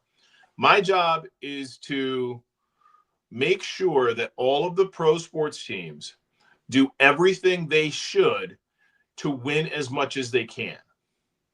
And winning is the most important thing. So record chasing isn't, free agent chasing isn't, drafting isn't. Those things are all important, and they help you get to the end. But whatever helps you win is the most important thing. And I have a reputation in this town of being an anti-analytics guy and an anti-sports science guy, which is hilarious because, in 2003, covering the Phillies, I was one of the few people who read the entire Moneyball book, understood it, and advocated for it. On-base percentage, runs scored, things like, less stealing, maybe defense is overrated. All of those things made me stuck in my craw because those are the things I like to see. But the reality is, the smart guys are always going to win. And Howie's a smart guy. Jeffrey's a smart guy. And the reason the ownership and management of this team, Joe Banner was a brilliant guy. He revolutionized how teams are constructed and and set the template for how salary caps are manipulated and used and planned. The smart guys win. They don't win it all the time. Every once in a while there comes a Tom Brady or a Patrick Mahomes, but the smart guys hired Andy Reid, who runs Pat Brady, and the Patriots hired Bill James, the analytics guy. So the smart guys win. It's funny you say that. I remember Joe Madden when I was covering the Rays and I was working, doing a pre and post game show. I didn't understand that book at all, man. I couldn't understand all those numbers. I went to Miami. Written. It was a badly written book. I'm reading Ben Hogan's 5 Lessons right now. Oh, wow. Written with Herbert Warren Wind. Yeah. Right? The greatest golf writer ever. Absolutely. Horribly written book. Like, I can't get more than 2 or 3 pages. It's just so badly written, so hyperbolic. And Moneyball was too. The movie was pretty good. Yeah. But Moneyball was not well written and or easy to read, I should say. Easy to understand. I couldn't. I lived it. You know what I'm saying? Like, I saw it happen, and I talked about it with a lot of people, and this question hasn't really been answered. How do you apply it to hockey effectively? Like, you can reverse engineer it with hockey, but it's hard to, like, okay, we're going to get this guy and he's going to do. Hockey's a weird sport. It's so much about, like, spirit and effort and health and things like that. But, football, throwing on first down, baseball, seeing pitches, getting on base, not giving away outs, that sort of thing. Basketball, threes and layups, no long jumpers, things like that. It became, if you were willing to listen and learn and have an open mind, it was there to do that. Now, I said all that to say the smart guys have been very, very successful and will continue to be. And it was the smart move to not play the starters in week 17 for the Eagles. And I really wonder how it will affect Detroit going down the line, because, what if they run out of gas in the NFC Championship game? Let's move forward here on. Explain this to me. Do you not agree that what the Eagles envisioned at the beginning of the year is something that they wanted to see that transpired in Baltimore with 4,300 yards, 40 touchdown passes, a prolific running game, instead of 2,903 and 18 touchdowns? It just seemed in Philly, it's more cookie cutter. Baltimore does it. They run the ball and throw it. Detroit does it. They run the ball and throw it. That kid Gibbs looked spectacular last night. I mean, you know what? I'll tell you too, Marcus, I thought he was good coming out of Bama. I didn't think he was that good. That kid is a good-looking talent up there. Now, that O-line helps. Obviously, they got a bunch of Pro Bowlers on that O-line. But didn't you envision it more with the talent to look like what we see in Baltimore? And I happen to think that the style of play, because you just mentioned it about Hurts. Hurts had over 150 carries this year, okay? I think the receivers blocking in the run game, I think it took its toll on those guys, and that's why those guys missed games and were banged up a little bit. And it was kind of like either we throw it or we run it, and predominantly we ran it way more this year. I mean, Barkley has over 340 carries. I mean, didn't you think there'd be more in the passing game instead of the 30th ranked passing game? Yeah, Jalen hasn't had a very good passing year. Like, he's I don't want to say he's regressed, but he hasn't progressed the way that you think he should. Or maybe defenses have said, hey, you know what? We are not going to let AJ and Devontae and Jalen beat us, and made it a little tougher on him. And here's the thing about Lamar Jackson. He's got a spectacular arm. Like, he looks horrible, but he's got a spectacular arm. He can make throws. He can make throws that Jalen can't make. He's a better all-around athlete. He's a better all-around quarterback. That is not to denigrate Jalen. No. Lamar's just better. So's Patrick Mahomes. Okay. So's Josh Allen. They're just better, And my favorite guy to watch is Justin Herbert, but he's not a running guy. But no, I mean, Jaden Daniels is probably better than more talented than Jalen. He's got a long road to go to get to where Jalen, to not lose games the way Jalen doesn't lose games. But no, I mean, I'm a little surprised that Jalen was as gun shy as he was for the totality of the season. I'm a little surprised it took A.J. Brown stepping forward and saying the quarterback needs to throw the ball, period, and throw it better, period. But winning's intoxicating. It's really hard to go away from something that's working. And let's remember, I want to say through that Cleveland game, so 5 games in, they're 3-2, the team wasn't quite right. You know, Lane Johnson had a concussion. AJ missed time. Devontae missed time. So you didn't have all the weapons. And yeah, if you're a $255 million quarterback, maybe you shouldn't need every single weapon. But if you're Jalen Hurts, you do. You know, to sort of like be willing to make the tough throw, be willing to make the dangerous throw. And also, 5 games in, we didn't know that this defense was good, bad, or indifferent. So there was no safety net. So every turnover, and Jalen was leading the league in turnovers from the beginning of 2023 through 5 games of this season. He was leading the entire league in turnovers. Every turnover was magnified because the defense wasn't holding. Well, the defense started holding, and the guys came back. AJ said what he said, and I believe that had Jalen played the last couple of weeks, you'd have seen a 300-yard passing game. You'd have seen, a 4 touchdown passing game, things like that. He's not a bad quarterback. He's not a bad player, and he's not a 2,600-yard quarterback. He's about a 3,800 passing yard quarterback. If he goes over 4,000 with a weapon like Saquon Barkley and a defense like this, it would surprise me, because that's just not kind of isn't who he is. Lamar's special. Lamar is,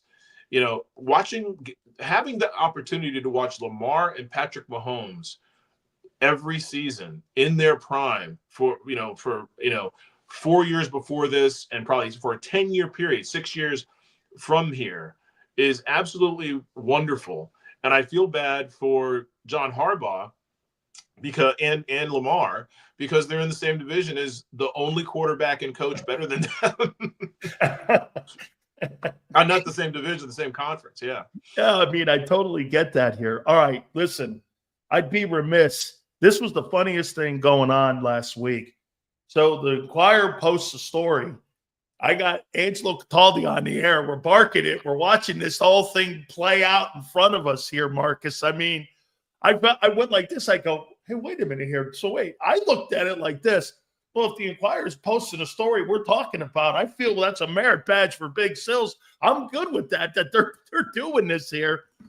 And then I hear Angelo say this about this ownership here.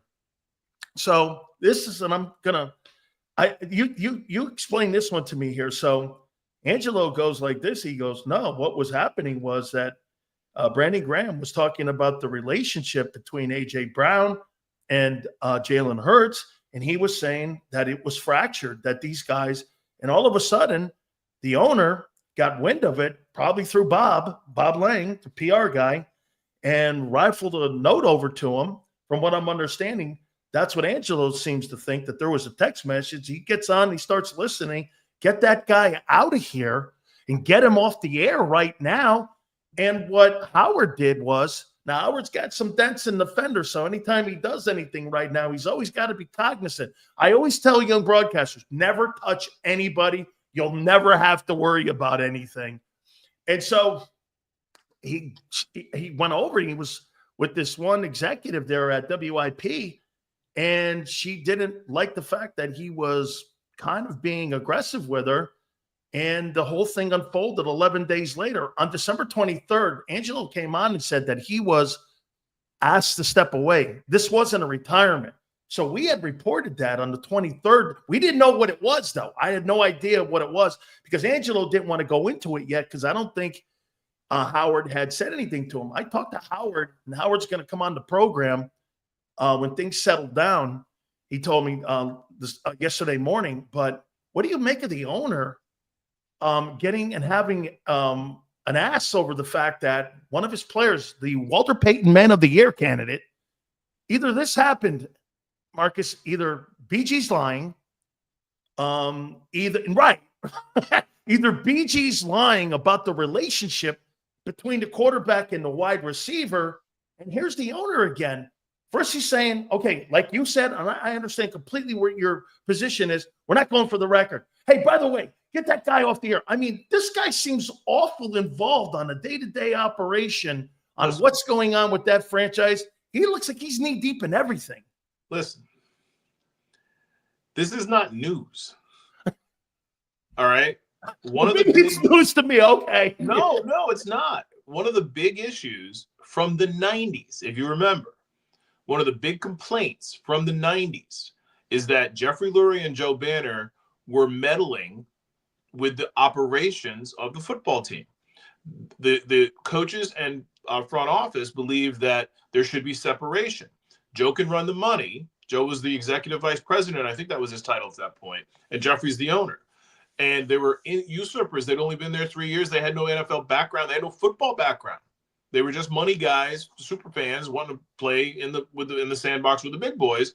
And we were used to Jerry Jones, former player, all these, whatever. They have been involved in every big decision since at least since they drafted Donovan McNabb, which they were involved with. Joe Banner and Jeffrey Lurie went to the Senior Bowl in the 90s and stood on the field as the players were being evaluated. Okay, so if you don't like it, which I'm not telling you gotta, but it's 30 years. The other owners weren't going to wearing LL Bean rain boots so the Fields and Mobile wouldn't ruin their shoes and watching the offensive and defensive linemen go one-on-one. Jeffrey Lurie and Joe Banner were. Okay, so every decision that's been made since they hired Andy Reid and drafted Donovan McNabb, they've been involved in. So the instances that you're talking about now, the radio show, Brandon Graham has a handler. Somebody is assigned to Brandon Graham, and he's supposed to report what Brandon Graham is doing or not doing if there's anything to report, and take care of him if he needs to be taken care of. Yeah. Right? So Brandon Graham starts telling the truth about AJ and Jalen.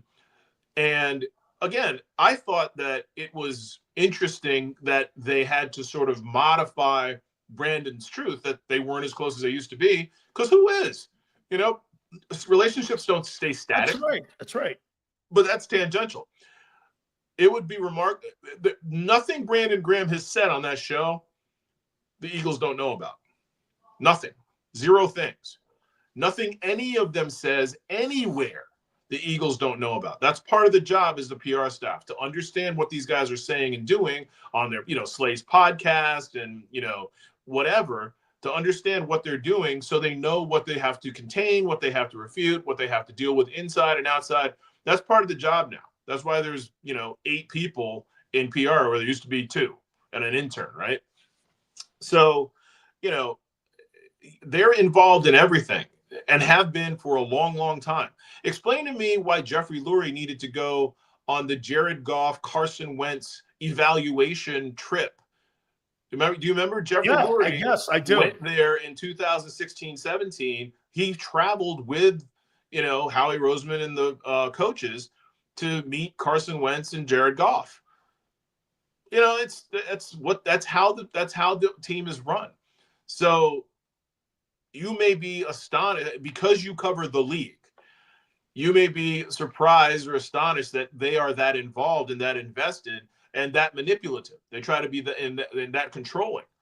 But that's who they are. That's who they've always been. That's who they've been really for the last 25, 27 years. Couple more for you here. That's why I call them this. I think they're a winning franchise, but I don't think they're a championship franchise. And I'll tell you why. Don't good people hire people and have trust in people? I mean, Bob Kraft got in the way when he had the Spygate, the Flakegate. He didn't get in the way of Bill Parcells and Nick Caserio and those guys when it came to decision making, except for one. Big difference. With the Garoppolo. Bob Kraft has other stuff to do. Oh, okay. So this is the central thing for Jeffrey. Jeffrey goes to the facility every day. Okay. And that's his deal. That's his prerogative.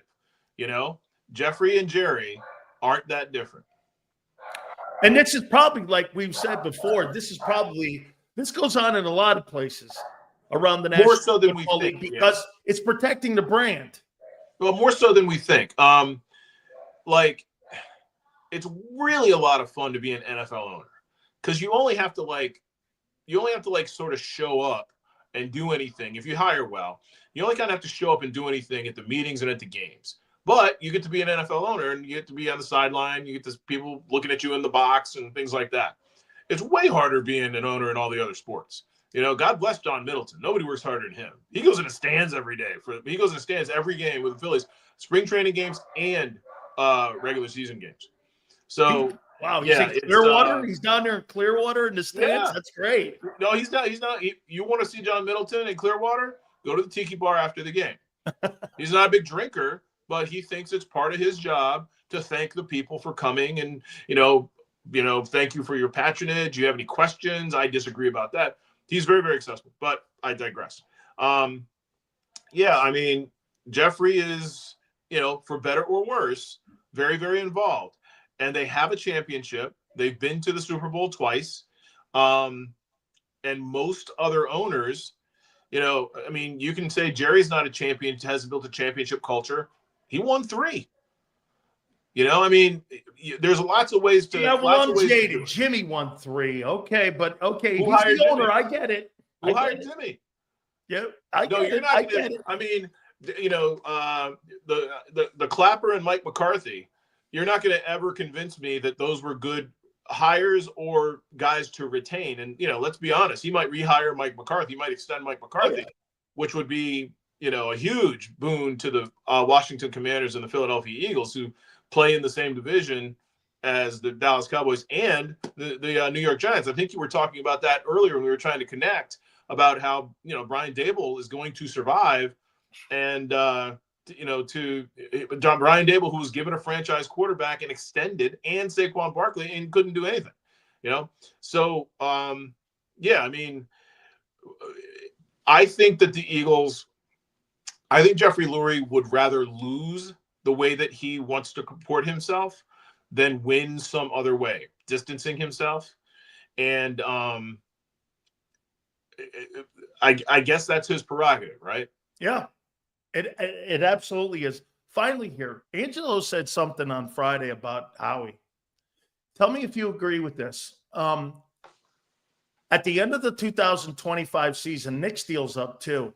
Howie Roseman's contract is up at the end of 2025. And I asked the question, do you believe that Howie Roseman will be extended in the offseason? And then I also added the question to Angelo, well, if I'm him, wouldn't you want to be, and let's bring a baseball reference in here, wouldn't you want to be Theo Epstein and end the curse of the babe, or go to Chicago and have statues and children crying in Chicago that he brought championships? Why not go to New York with the Jets, the job that he always coveted when he was a kid, being the general manager? I know Woody is an awful owner. However, get autonomy, have autonomy.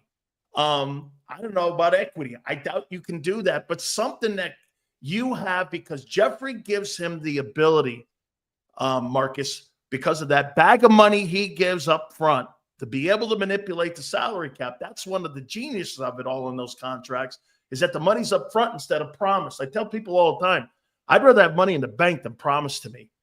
And that's what players want. I don't want something promised. I want it now.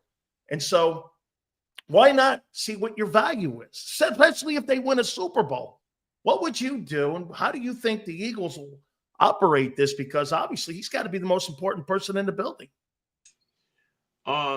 Well, the quarterback's always the most important person in the building.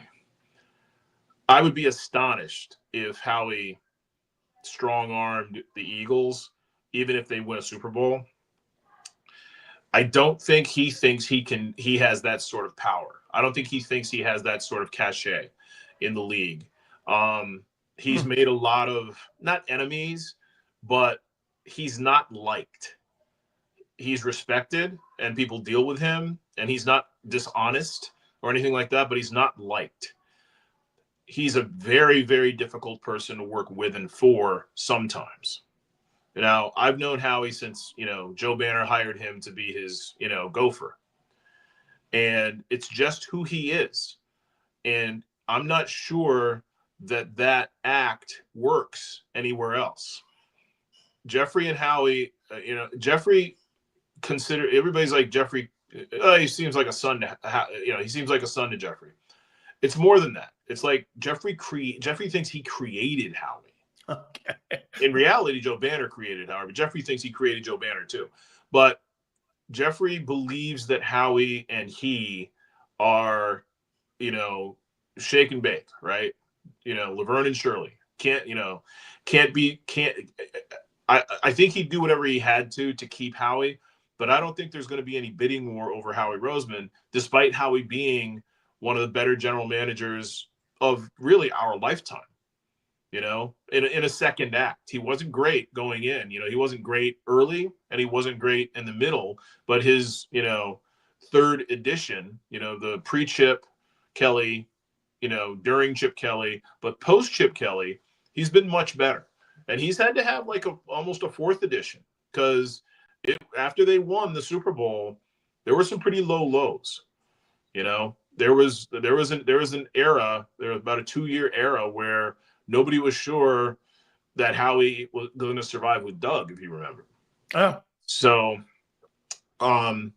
it's an interesting case. It's to the point where I don't even think about Howie not being around or not getting extended because he's kind of an institution now. It may be more so than like Mike Tomlin, you know what I mean? Or John Harbaugh.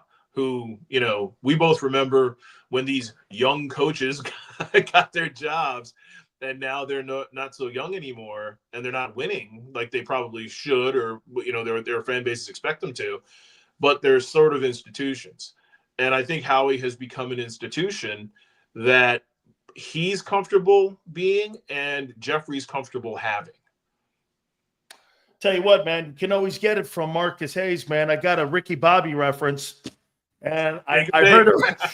Hey, don't think you could slip that by me, man, because that's a movie that should have won the Academy Award in my movie catalog there. I heard a Ricky Bobby reference. I'm like, holy cow, he's not that suave. I got it. Great stuff, Marcus. I thank you so much, man. I appreciate you, man. I thank you for coming on when you always find time for us. Hey, by the way, Joel Embiid, did he get hurt again? I don't know. Oh, okay. I thought people were saying in here that Embiid's talking about being injured again. So he has a new injury that I'm aware of. He has a foot sprain that popped up when he was out west, but he has played, I think, the last 2 games with it. He took a back-to-back, quote-unquote, back-to-back game off with the foot sprain, but it's that's the latest one that I've known of. But we've been on the air for 45 minutes. He might have 2 new injuries by now.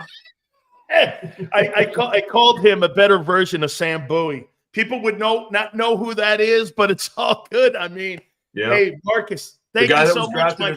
One of the guys drafted in front of Michael Jordan, right? Yep. Hey, Portland, how you doing?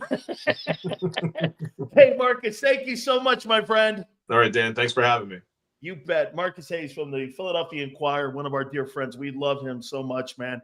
Great stuff. Make sure you guys check his work out. Hey, by the way, we're going to catch up with Gary Cobb here in a second. And do not forget also our great friends at BetUS. Make sure during this football season, guys, especially with the NFL playoffs, the bowl games are still out there for the semifinals. The YouTube 150 with our friends at BetUS. You bet. YouTube 150, sign-up bonuses up to $2K. The second and third are 125%. And if you're into crypto, that's 200%. All you do is log on to betus.com.pa. That's betus.com.pa. Fastest payouts in the business. 24/7 personalized service, 365 days of the year. Live wagering on all major games. Go to betus.com.pa. That's betus.com.pa. And do me a favor.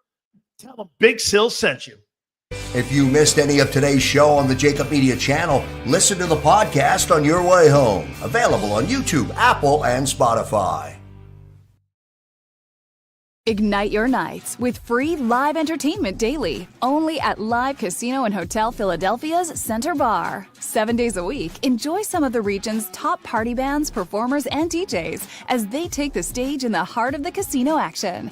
Great cocktails, live music, and lively moments. It's all happening at Center Bar at Live Casino and Hotel Philadelphia. Visit livecasinophilly.com for more details and the complete list of upcoming events. Must be 21 or older. Gambling problem? Call 1-800-GAMBLER.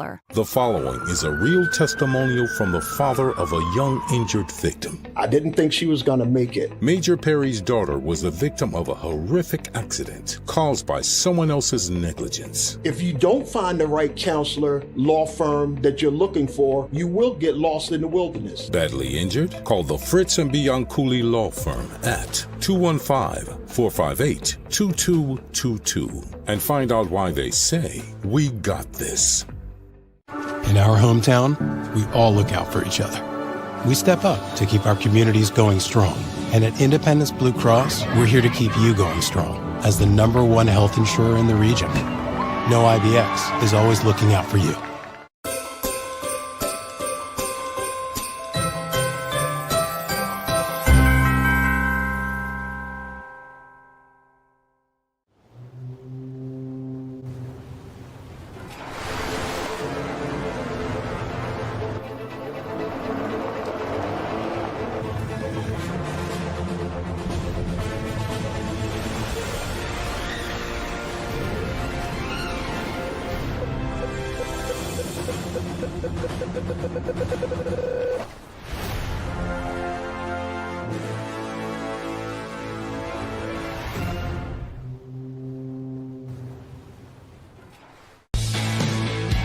We noticed that there was mold creeping into our basement about a year and a half ago, and wanted to make sure that we were getting rid of the problem permanently.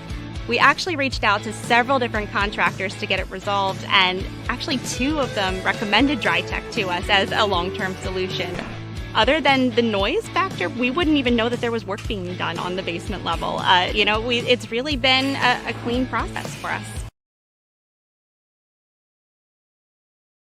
Score and save this football season on your car insurance. Before the next game, save up to 40% on your auto insurance policy. That's right, 40% savings. Call an audible this season and contact the Del Val Insurance Group. They're an advocate for you, not an insurance company. That means they'll get you the right coverage and save you up to 40%. Call managing partners Fran or Jim of Del Val Insurance, 215-354-0122, or score and save at dvigi.com. dvigi.com.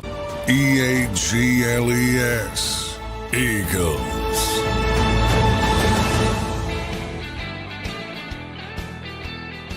Big Sales National Football Show. Please do me a favor, folks. Hit that like button. Gary Cobb's going to join us just in a couple minutes here, and we'll get his thoughts again on what we're going to see this weekend, what he saw this past Sunday.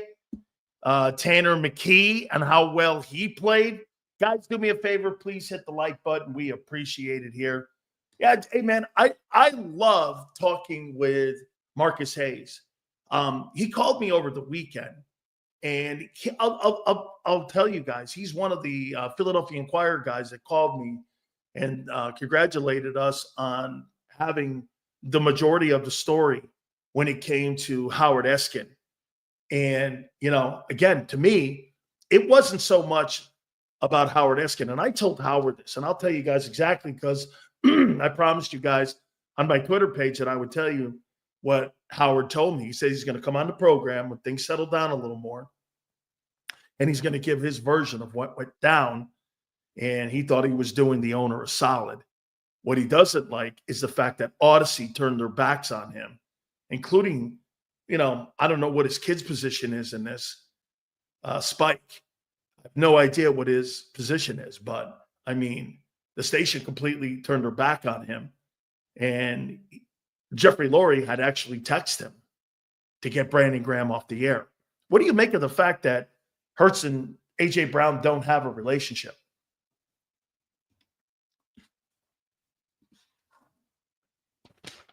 It's now fact. And I heard somebody go like this. Well, I see those guys praying. Hey, you could be friends and have a shitty business relationship with somebody. I don't want to be in business with all my friends. There's a reason that we keep dividing lines in certain things. Okay? I saw that too. Ed Snyder's daughter back in Howard Eskin. I saw that too. I knew Ed Snyder very well. Okay? So I would say this. Hey, you can have a great relationship with somebody. That doesn't necessarily mean you got a great business relationship with them. They're two separate things. They have nothing in common with one another. Yale, did we not see this in New England? And now get this.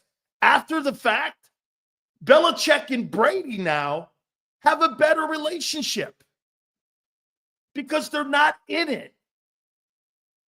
So now these guys are closer. But while those guys were in the arena, those guys didn't have relationships. They never went out to lunch. They never spoke to one another outside of the facility.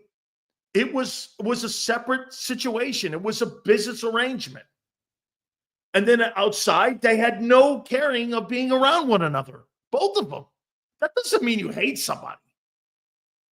Okay, if I'm A.J. Brown, why would I want Saquon Barkley? Why in the world would I want him to have more opportunities? I'm not paid on Super Bowls. A.J. Brown is paid on production. I keep trying to tell you this. He's not paid on the Eagle wins. He's not paid on how many games you win. He's paid on production. Some of you really are crazy in how you think of this. When the Eagles are 14-3, that's why he got a raise. That's not true.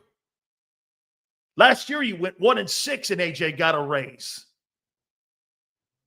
Devontae got a contract extension off of a shitty season. So when you guys are telling me, we're all paid on how many games, you're not paid on wins. You're just not paid. You're not paid on them. Look at all the highest paid wide receivers and quarterbacks in the NFL today. They're not paid on championships. They're paid on potential, and they're paid on production. Okay? I mean, twisting what? I'm not twisting anything. You saw Marcus Hayes. Brady Graham wasn't lying. The Eagles just didn't want you to know as a fan base because they think you're stupid. That the quarterback and the wide receiver are really not on great terms as teammates. But what they do, wait a minute, as friends, but as teammates, they're going to do their best that they can to make it work. That's what the relationship is to me now. But that's okay. You won 14 games. What do you care if these guys like one another or not? You know what? Get this. So get this. This guy's a fucking idiot right here. Who gives a shit if they're butt buddies? Who gives a shit if they like one another? I mean, Gary Cobb will tell you this. He played 900 times more than I did. I can guarantee you if there was 11 guys in Gary Cobb's huddle and he's a green dot guy, you know what Gary Cobb will tell you? Hey, Sills, I'm not going to tell you who, but there's two guys in there I couldn't stand. Okay? But you know what I did? Just like you do when you go to work as a salesperson and there's a sales guy that you can't stand because he's an asshole, but that guy's productive because he makes your division and your floor productive. You know what players in the NFL do? I'll tolerate that asshole because he makes us all good. Don't you think that hey, what do you think these NFL guys are kids? They're businessmen. Hey, get this. If I had OJ on my team, here's a better one. Adrian Peterson, when he got in trouble with his kid, you know what the offensive line will say? Don't ask me questions about personal shit. You know why? Because your wife back home will go like this. You know that 2,000 yards he gained? I made $2 million as a bonus because he led the NFL in rushing. Do you want me to sit around here and judge whether or not he's a good dude or not? I don't give a shit if he's a good dude. I just made a $2 million incentive. And guess this, me and Gary didn't put that guy in the locker room. The owner did. Oh, wait. I'm telling you things that I probably shouldn't be. Gary's going, whoa. Don't be telling everybody that we got to play with guys. So that's what we heard with Howard Eskin when Angelo was on the program last week. It went all over Philly. It went viral. Over 200,000 people have watched that thing now. And so A.J. Brown and Jalen Hurts don't have a good relationship as friends. They got a business relationship. So Bill Belichick and Tom Brady had a business relationship. Now they're better friends because they're not in the arena, like I said. Let's bring Gary Cobb in. And I want to get Gary's take on this thing here. Yeah, shit hit the fan last week, Gary, here on the program with Angelo. Went all over the place. And just your takeaway that, get this, right out of the gate, Gary. So we have Angelo on. Angelo goes like this. Yeah, when Brandon Graham was on the program, Jeffrey Lurie got wind through Bob Lang that he's saying that the relationship between the quarterback and the wide receiver were not very good. Get him off the air. Howard went over and was trying to be forceful in his approach to get the girl, not meaning to. And all of a sudden, the shit hit the fan. And 11 days later, Howard was fired from WIP. Now, as this thing goes on, I found it kind of crazy that the owner of the Eagles and Marcus Hayes just said, if you don't think Jeffrey Lurie is involved in every single aspect of that football team, you're crazy, because he is. What's your take of this whole thing and how that whole thing evolved? We're talking about the Walter Payton Man of the Year candidate. We're not talking about a liar here. Well, I'm not really that surprised. All of the things you're talking about, I don't have any surprise about it. I mean, first of all, Howard is all over there with the Eagles. You know that he's talking to everybody. Howard's buddy over there with the Eagles. He takes care of the Eagles. He always takes it easy on them, And if you could tell who Howard's in bed with. He doesn't he takes it easy on them. So that's not a surprise. I think Brandon Graham, good-natured guy. He just kind of got out ahead of his shoes, out ahead of his skis, they say, right? Yep. He got out ahead of his skis. And before he knew it had come out, and he going, oh no, what am I saying? Because those guys talk, and really with Jalen and AJ, just like any other relationship, sometimes it's better than it is. Sometimes, other times it's not as good. I mean, Now I know you probably wouldn't want to say that about the missus, right? Oh no, no. Hey, listen, I'm a subservient dude in this house. That's for damn sure. I mean, just to say, yeah, maybe you could say it's your fault. I screwed up, so I messed up, whatever.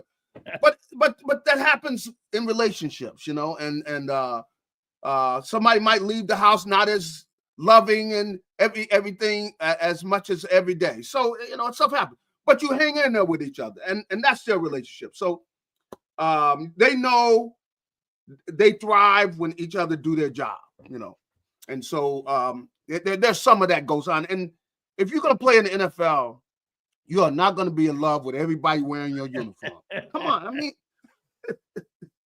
it's just do it every job. Come on. You're going to have 60 guys and you're in love with all the guys. Oh, they're all the greatest, whatever. Come on, cut it. Come on, stop it. But, you all have the same mission, though, see? And that's unequivocal, meaning like, there's no doubt about that. But you're not in love with everybody on that team. And really the way you want to talk about, you're committed to winning is you're willing to let stuff go. You go, man, look, I do not have time to make a big deal out of that. The dude is making his plays over there. I don't care what he's doing, man. You know what I mean? He could be coming in there, whatever, wetting all up the floor. You know how some guys come in and make a mess everywhere. The locker's a mess. They're a mess. But so what? If the guy's doing his job, hey, you can put up with a whole lot of things as long as the guy's doing his job. And so that's what it's like. And that's one of the beauties of the game is because you are going to have different people blending together with the same common goal. That is what a good football team, a great football team, that's the way that it's put together. So that's part of it. And that's some of the fun because you later on, you look back, you laugh at it, but you got weirdos. You got some guys, I mean, believe me, if I started going off everything I've seen in the locker room, I mean, you would pull the plug, man, probably. I don't know why. Maybe some people want to hear it though, because believe me, if I were to tell you everything I've seen in the locker room, oh man. Hey, I saw Ray Crockett and Jerry Ball in Detroit. I'm in Detroit, and we're sitting in there, and Jerry's from the South, and somebody comes walking in, and Ray Crockett has a Confederate bandana on.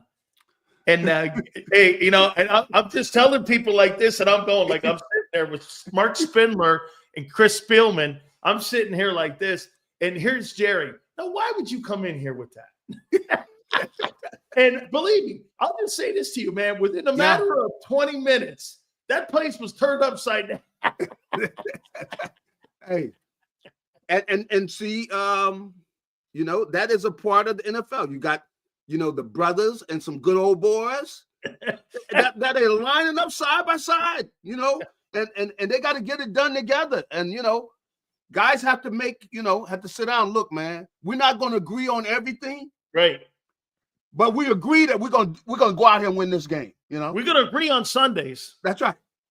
That's right. And that's the fun of it. And some of the differences, it's the fun part of it because you just sit back and laugh because you see guys having to work together, and I can just imagine your stories, man. Believe me, because I guess when I came into the league, things were looser. Things have gotten tighter, where they got people. Well, they got all the cameras and everything. Yeah, that's right.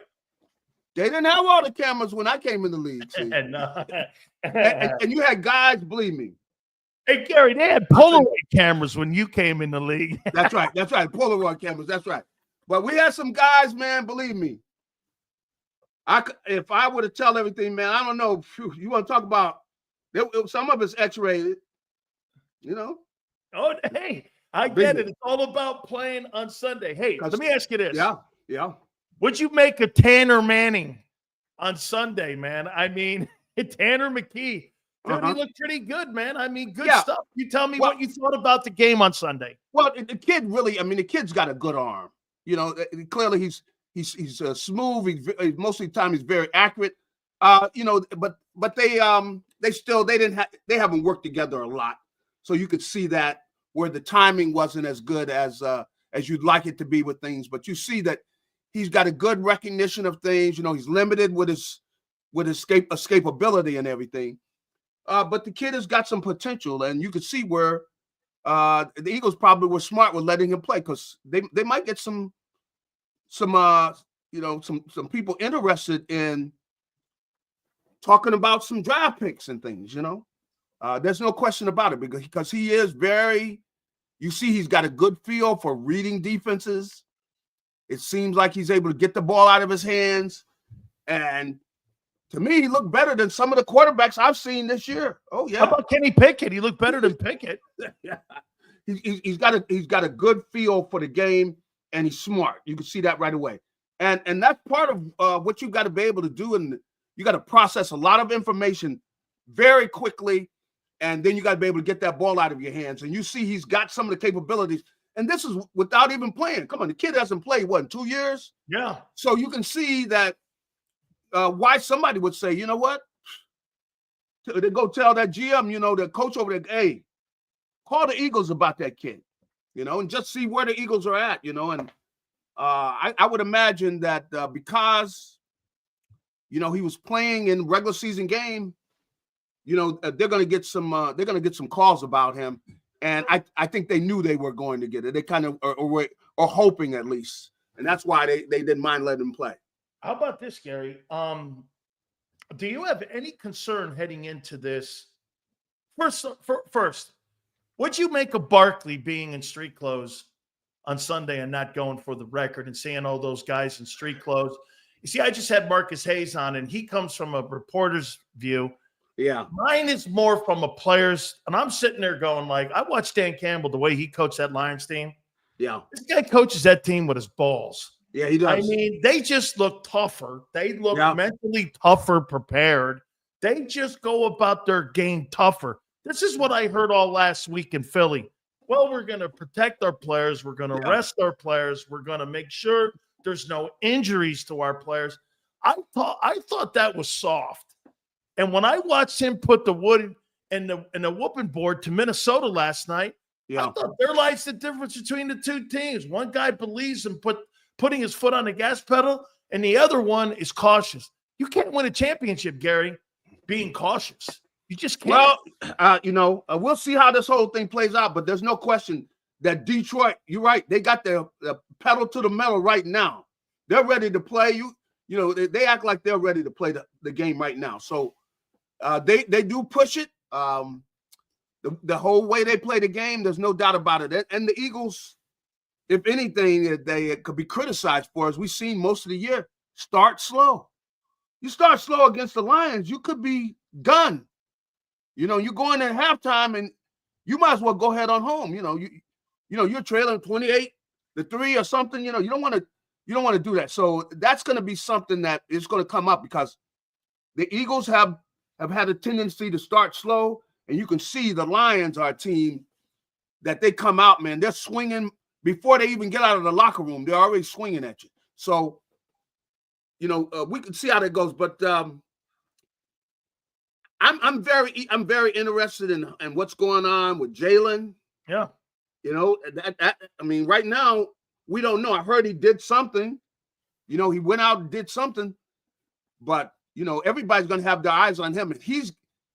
And here they are. They have started slowly most of the season, and here he is going to be coming in after not playing in a few weeks. Almost a month, Gary, and they're the 30th ranked passing offense. Do you have concerns heading into Green Bay that he's been off, hasn't practiced? It's been really basically 3 weeks, okay? And he's coming out of concussion protocol, and he's heading into a Green Bay game, albeit it's at home. But do you have concerns with this? Well, I think, I don't necessarily, but maybe they do, because I don't know how you could be that confident, but he got to show up, man. He's got to come out. It's time to show up. There's no time to wait. Right now, it's show up now. You take a little time off. Hey, you're going to be into the off season. You take a quarter off, and you're going to be in there taking a shower, and your season's over. So nobody's got any time for hand holding or anything like that. They need Jalen. Hey, it's time to go, man. It's time to go. And I know he feels that way, and that he's worked all this. He put in all this work for this time. They want to make up for last year, and they still want to get them a title. And I know they feel like they're good enough to do that. And they should be able to play with all these teams, but they got to play their best football. There's no doubt about that. Gary, who do you believe is under more pressure heading into this game on Sunday, Hurts or Nick Sirianni?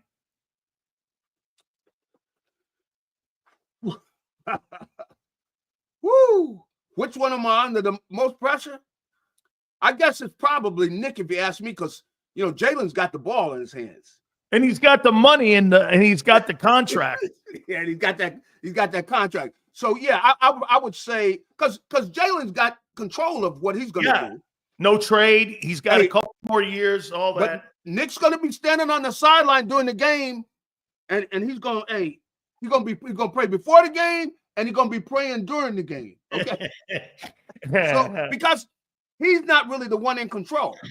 Jalen is in control of what he's doing. So anytime that you're in a situation where you're dependent on somebody else, you know, you rather have your own destiny in your own hands. And he doesn't have that because he got to depend on these players. And hopefully they show up ready to play, man. Who do you look at when you're looking at Vic Fangio? Do you played for Jim Johnson? Mm-hmm. Tell me, Gary, is there any similarities between the two?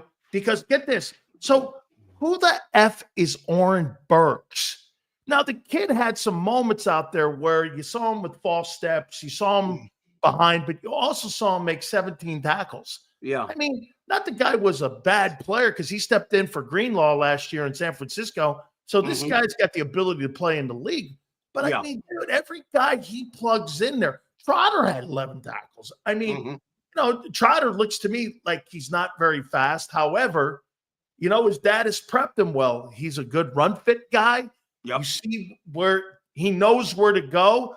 And I think Vic just knows his personnel better than what Desai did. I mean, he really knows his personnel. Is that the key to what is driving this defense to play so well this year? You know, I can't give it all to Nick though. The assistants, I mean, they do a good job with the guys, the coaches that they have coaching these positions.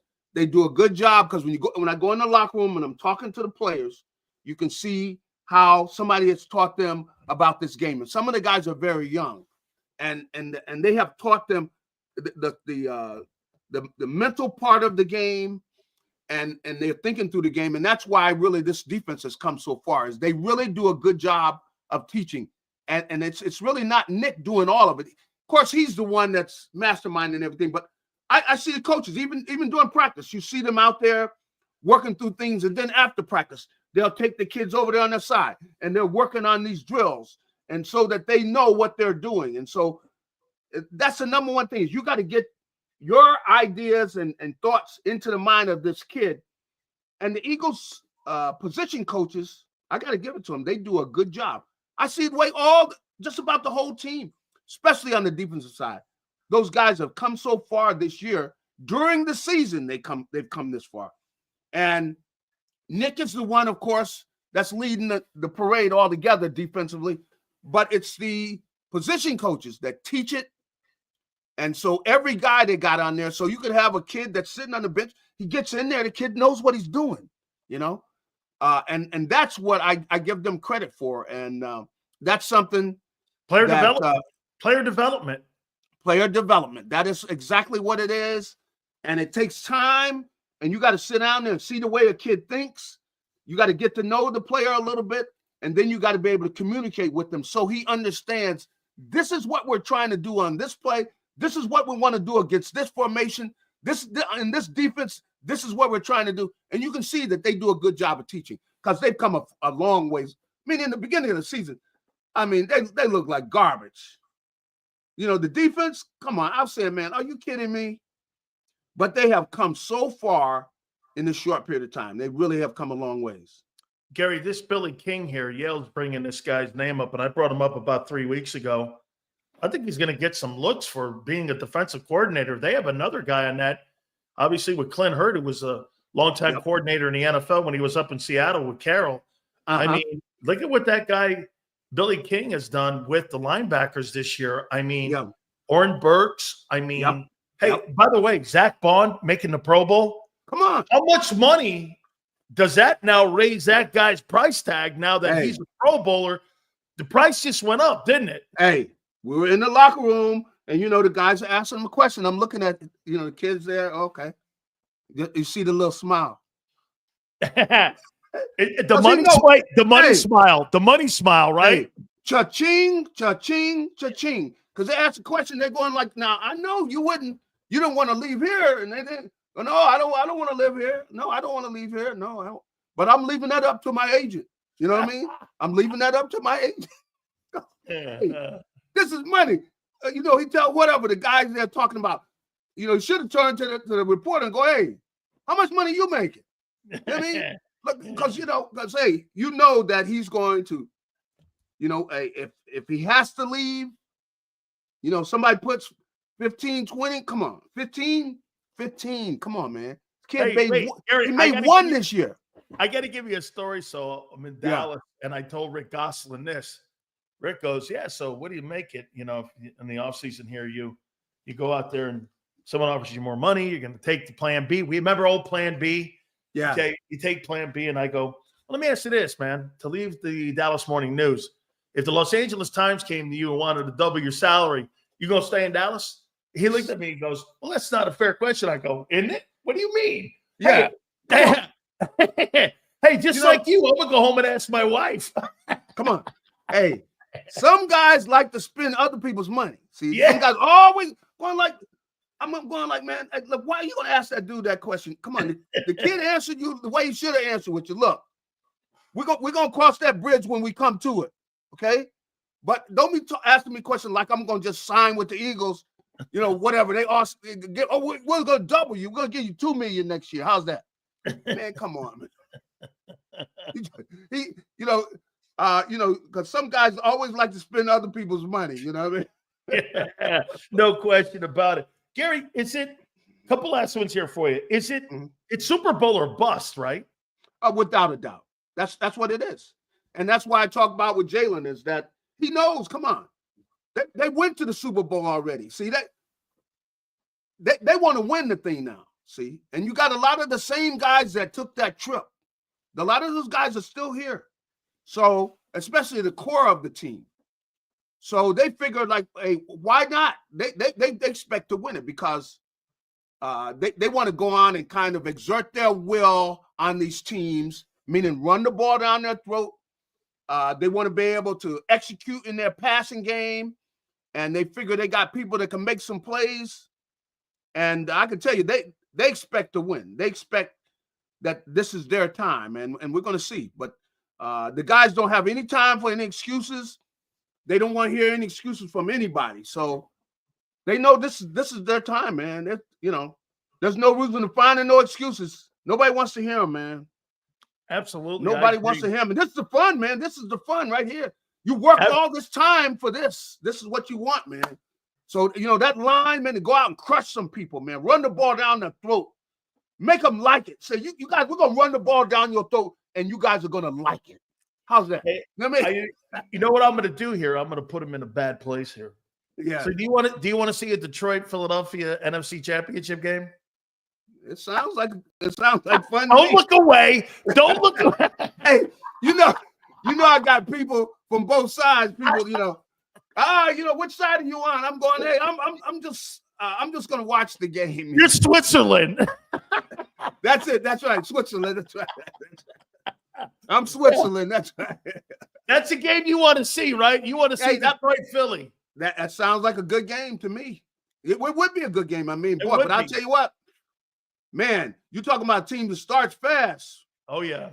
Man, those Lions. So, but, it'd be a good game. It would be a good game. You better get 30 on the board against that Lions team, man. And that's true. You're going home.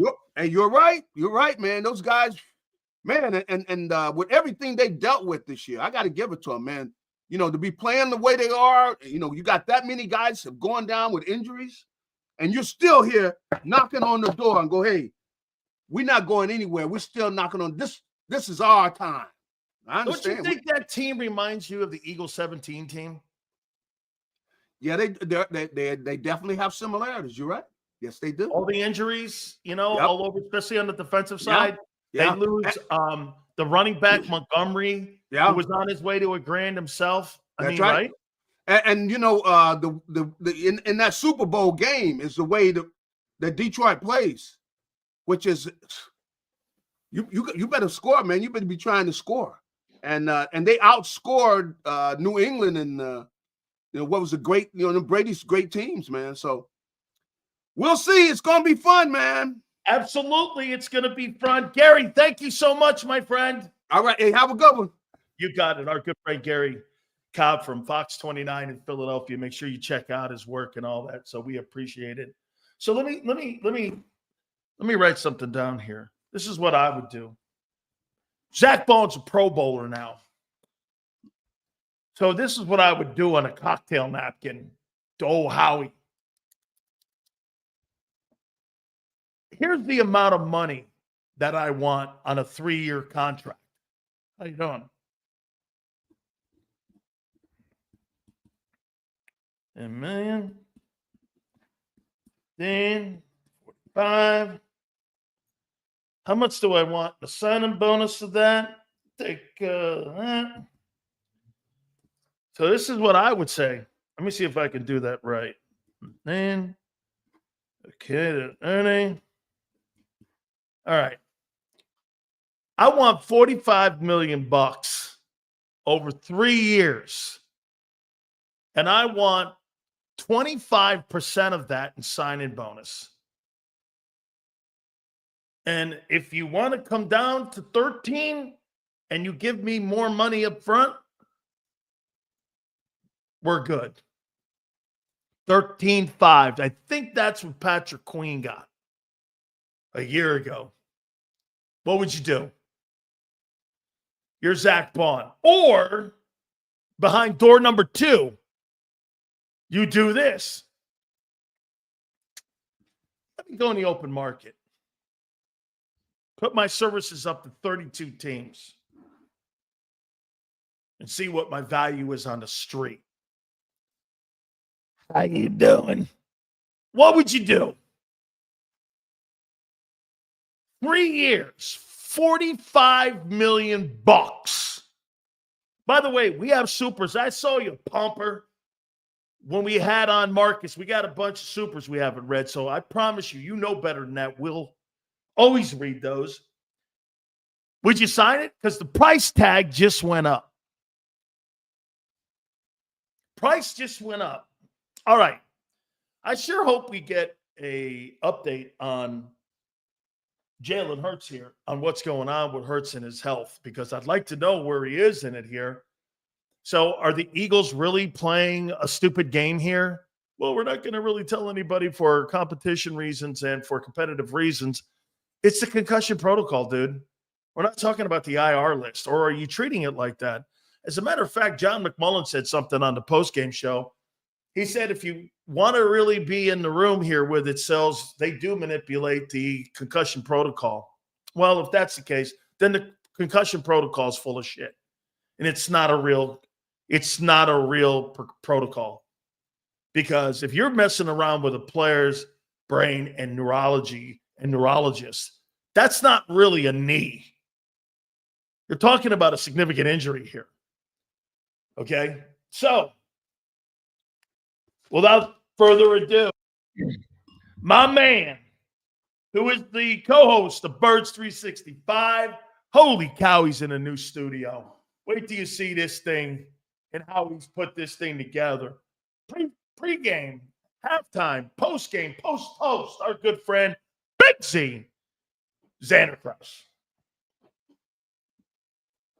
What are you doing, brother? No audio? You got me? I got you, brother.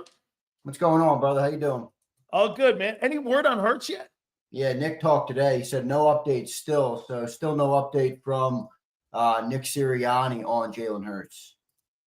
You know, John McMullen said that he probably won't hear anything until Wednesday. So John was saying Wednesday's probably when, if you're not hearing it on Wednesday, then you got a little nervous. Hey, with all this being said about Jalen, does it give you any caution here of what's happened here for the last 3 weeks, basically, on Jalen Hurts, that he hasn't been practicing with the team?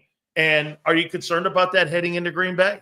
You got to be a little bit, right? I mean, it's almost 3 weeks now, Big Sills. I mean, it's a long time to be out. But the caveat is every reporter is out there saying there's nothing to worry about. He's going to be fine. We see him. They're manipulating it, and you can't activate him until he practices. So there's no practice until Wednesday this week, which means he wouldn't be able to get out of the protocol until Wednesday. I do think it's a little bit long. Like, is this intentional this long? You know what I mean? I don't know if in being out this long was their intent, but this is where we're at. And I think he'll be good for the game. Obviously, I'm sure they'll get him through for the playoffs. I don't think the NFL is going to let it happen that he doesn't get out there. But yeah, it is a long time. I'll agree with you on that for sure. I mean, were they going to play him anyway? No. But gee, don't you want him taking reps? Don't you want him like staying sharp? Right. As you get ready for Green Bay? I mean, How do you feel about the team coming out? Look, the Giant game, you and I talked about it yesterday, was more of a developmental game for the backups. You saw some players that potentially can help the team in the postseason here, but that was more of a developmental game. But, I mean, how do you feel about the team heading into the playoffs against Green Bay, the team in general? I feel pretty good. I mean, my main concerns right now are two things. It's Jalen Hurts and the time off and how that's going to affect him in game one. Remember, this is do or die now. This isn't like, let's see how Jalen looks the next couple of weeks. This is, you better show up in the game that we play or you're gone. You're out. And then the other concern I have is Jake Elliott. You just can't rely on him right now. It's his worst kicking percentage he's had since 2020. When, if fans remember that year, many people wanted him gone. Now, he did bounce back in 2021, so potentially he can bounce back from this, but he is not – I have no confidence in him right now. And when you get in the playoffs, man, points are a premium. So you're going to need Jake Elliott, and if he's not out there, kicking it with confidence and you don't have confidence, how much does that change Nick Sirianni's game plan? How much does that change, how the offensive coordinator decides to run plays in certain moments? I think there's a bigger ramification to that than you have in the regular season. And if Jake's not kicking with confidence, that's a problem. So those are my two biggest concerns. But overall, I feel pretty good, man. I watched that game last night. That Lions team, they've remained the number one team, in my opinion, from week one. All year. Yep. And as much as I was giving Darnold some credit, I always knew, the Lions team is going to be the team we're going to have to beat. And I think you saw last night, that is going to be the team, Sills. That's going to be the team you have to beat. And they look pretty good, man. They get their 30 points. Jahmyr Gibbs is running like a man with his hair on fire. He's impressive. I really like that Amon-Ra St. Brown. And how about the job of Aaron Glenn with all those injuries on defense? And he just continues to deliver. Great performance again for that defense last night. So that's a good team. But outside of them, I don't think Green Bay's playing their best ball right now. I think you just saw that the lights could be too bright for Sam Darnold in the biggest moments. I like Washington, but with a rookie quarterback, how far are they going to go? And then the Buccaneers. Now, the interesting part about the Bucs is, in a way, the Bucs control our destiny if you're ready to look past round one. Now, I know you can't look past round one. We got to beat the Packers. But, if you want to start to think ahead, okay, what could happen for the Eagles in the divisional round? Well, if the Bucs win and we win, we play the Bucs. There's no other. It doesn't matter who wins the Vikings game, who wins the Commanders game. The Commanders are playing the Bucs. But if we win and the Bucs win, we play the Bucs. Now, if the Bucs lose, that's where we could get into a couple scenarios where we could play the Rams, you could play the Vikings. A couple different things could go there. So the scenarios are interesting. But if Bucs win, we're facing the Bucs in Philly. Will we be able to exercise that demon, Big Cells? Absolutely. 2 wins in a row for the Bucs and Baker Mayfield. I get a different look and a different opinion on Minnesota than you and John do. I think the best thing happened to them. They got exposed in a game where they get another shot at it. Right. And I heard Dan Campbell even say, I'll see you in 2 weeks. He knows they had a bad night. Now, I said on the pregame show and the postgame show, Sam Darnold, I went, I want to see it in the games that matter. However, I'm not going to indict 18 weeks of football and to sit there and go 60 minutes of football where those guys were terrible. I heard you say something that it was right. I mean, 3 red zone opportunities. If they capitalize on any of those red zone opportunities, it's a game. Now, remember, Kevin O'Connell, he coached with Sean McVay. He's kind of been in the environment of being in the playoffs, so he gets it. Darnold is not. Many of those players have not. So to me, I think that was a learning experience. I think they'll be better the next game they get into when they have to go in and play a playoff game. I'm not going to throw dirt on a guy who played. I'm not going to indict a guy over 60 minutes of football for 18 weeks. You're right. Yeah. I mean, look, that's why. That's not going to happen for me. However, it does put a red flag up going, do you believe in that guy? And you're like, not really. Okay. But that guy's capable of pulling a rabbit out of his hat at any moment because he did all year. That's where I'm at with Minnesota. They got a good team, dude. They got a good football team. They do. That's why I put out a power ranking last night on Twitter of the 7 NFC playoff teams. And I still put the Vikings 3 because I couldn't look past the season that they had. As much as I wanted to usurp them with a couple teams, I kept the Vikings in there at 3, and I think they are still a threat, but I will say they're on upset watch. Do you agree? Yes, Going into that game versus the Rams, you Yes. know, the Rams best beat part, them earlier in the year, too. and the best part about that game is the story of the coaching, right? Where you have apprentice versus the master. You know, O'Connell's a guy who came from that McVay tree. He's another one of those offensive, young-minded guys that the whole league loves and oohs and ahs over. So that's going to be a good game, man. I'm excited. I'm looking forward to seeing how that one goes. Yeah, no question about it. I ranked the quarterbacks. I didn't really go after 7. I ranked the playoff quarterbacks. I went Mahomes, Allen, Lamar, Goff, Stafford, Mayfield, and Herbert. Then you could put the rest of those guys in there from 8 down. I mean, 2903, I don't give a shit what anybody says. He's Right. not impressive. No, it's not.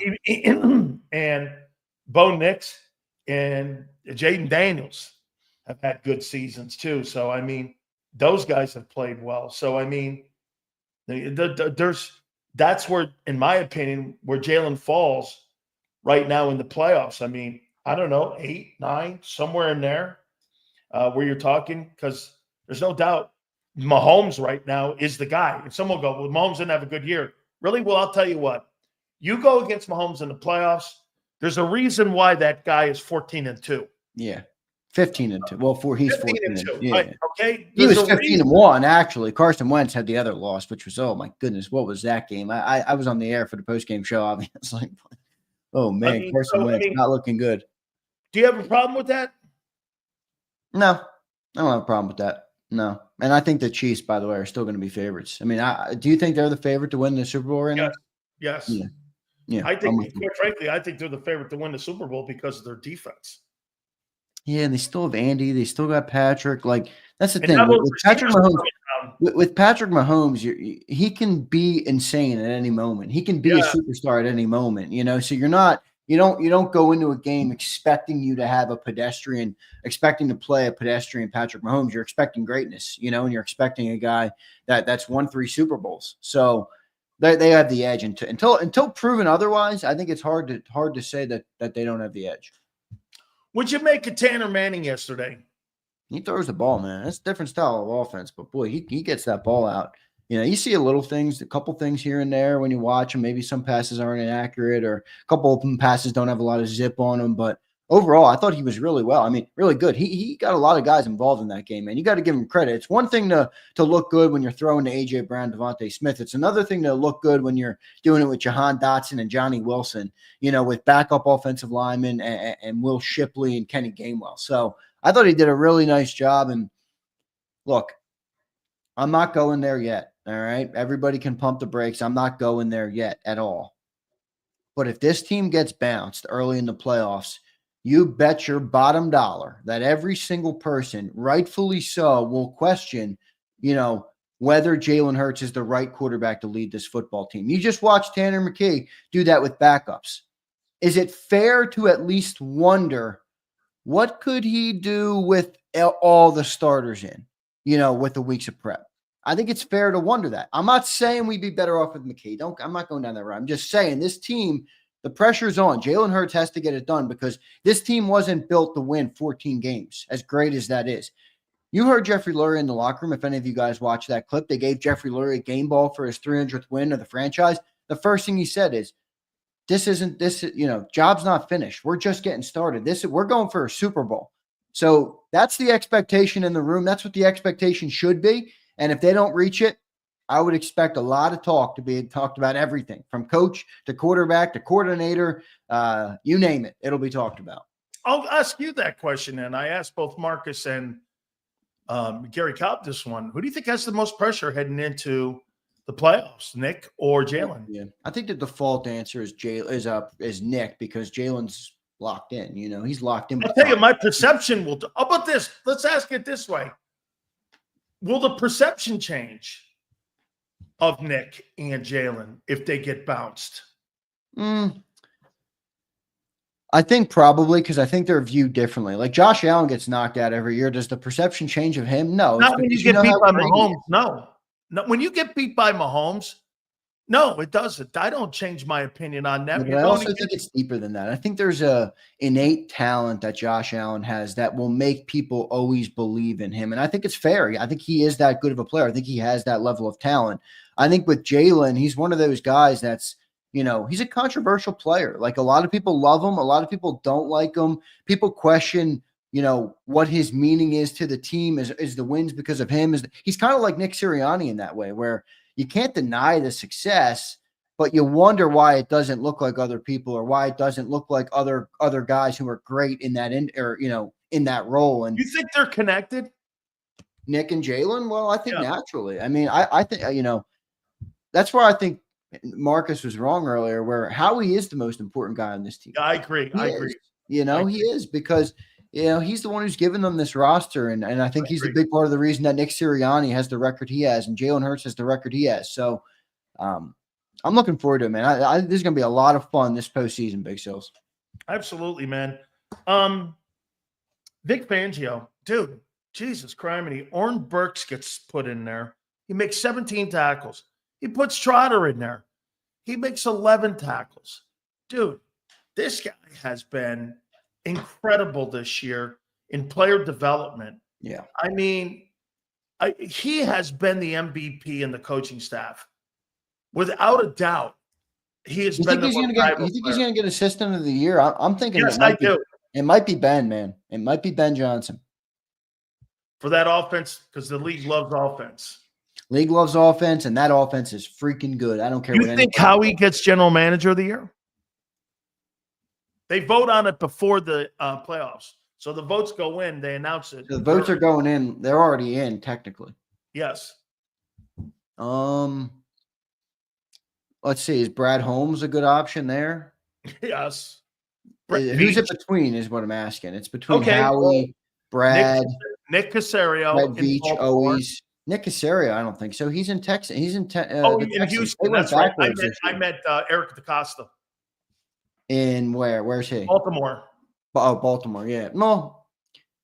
Yeah, their team didn't quite achieve. Flowers, and then signing Derrick Henry and drafting Kyle Hamilton. I mean, he's okay. Him, Eric DeCosta in Baltimore, Veach in Kansas City, Howie in Philly, Holmes in Detroit. I'll tell you what, the general manager, it skips my mind, in Minnesota should be in that conversation. If I had to pick a general manager. Wait, in Minnesota, who's that? Kwesi Adolfo-Mensah? Yeah, that's his name, I think? Yeah, he's done good. If I had to pick a general manager, it would probably be Brad Holmes in Detroit. Too. I think Brad Holmes. Did Howie get it last year? No, right? Year before he got it in 22. Who got it last year? It might have been Holmes. It might have either been Holmes. Yeah, Holmes or Veach. I forget who won that thing last Which would probably change whether Holmes would win it again. If you give me a second, I can look it up. Yeah, if I'm not, because Howie won it in the Super Bowl year. He won that in the Super Bowl year. He won General Manager of the Year, Sporting News General Manager of the Year. Last year it was Holmes. No, 22 was Brandon Beane. 21 was Duke Tobin. Yeah, Howie hasn't won since 2017. Huh. You're talking about the Sporting News one? Yeah, I could have swore he won a. Yeah, it might be Howie this year. Pull up his Wikipedia if you can. See what he did there, man. Because I thought he won. I thought he won General Manager of the Year in 22. Because there's a couple. There's an AP one too. Yeah, that it might be on one of those. The Sporting News Executive of the Year, though, 22 is Beane. Okay, from Buffalo. Yep, and he won it. He won it also in 2020, so he's won 2 in the last. And then last year was Brad Holmes. So Howie could get it this year.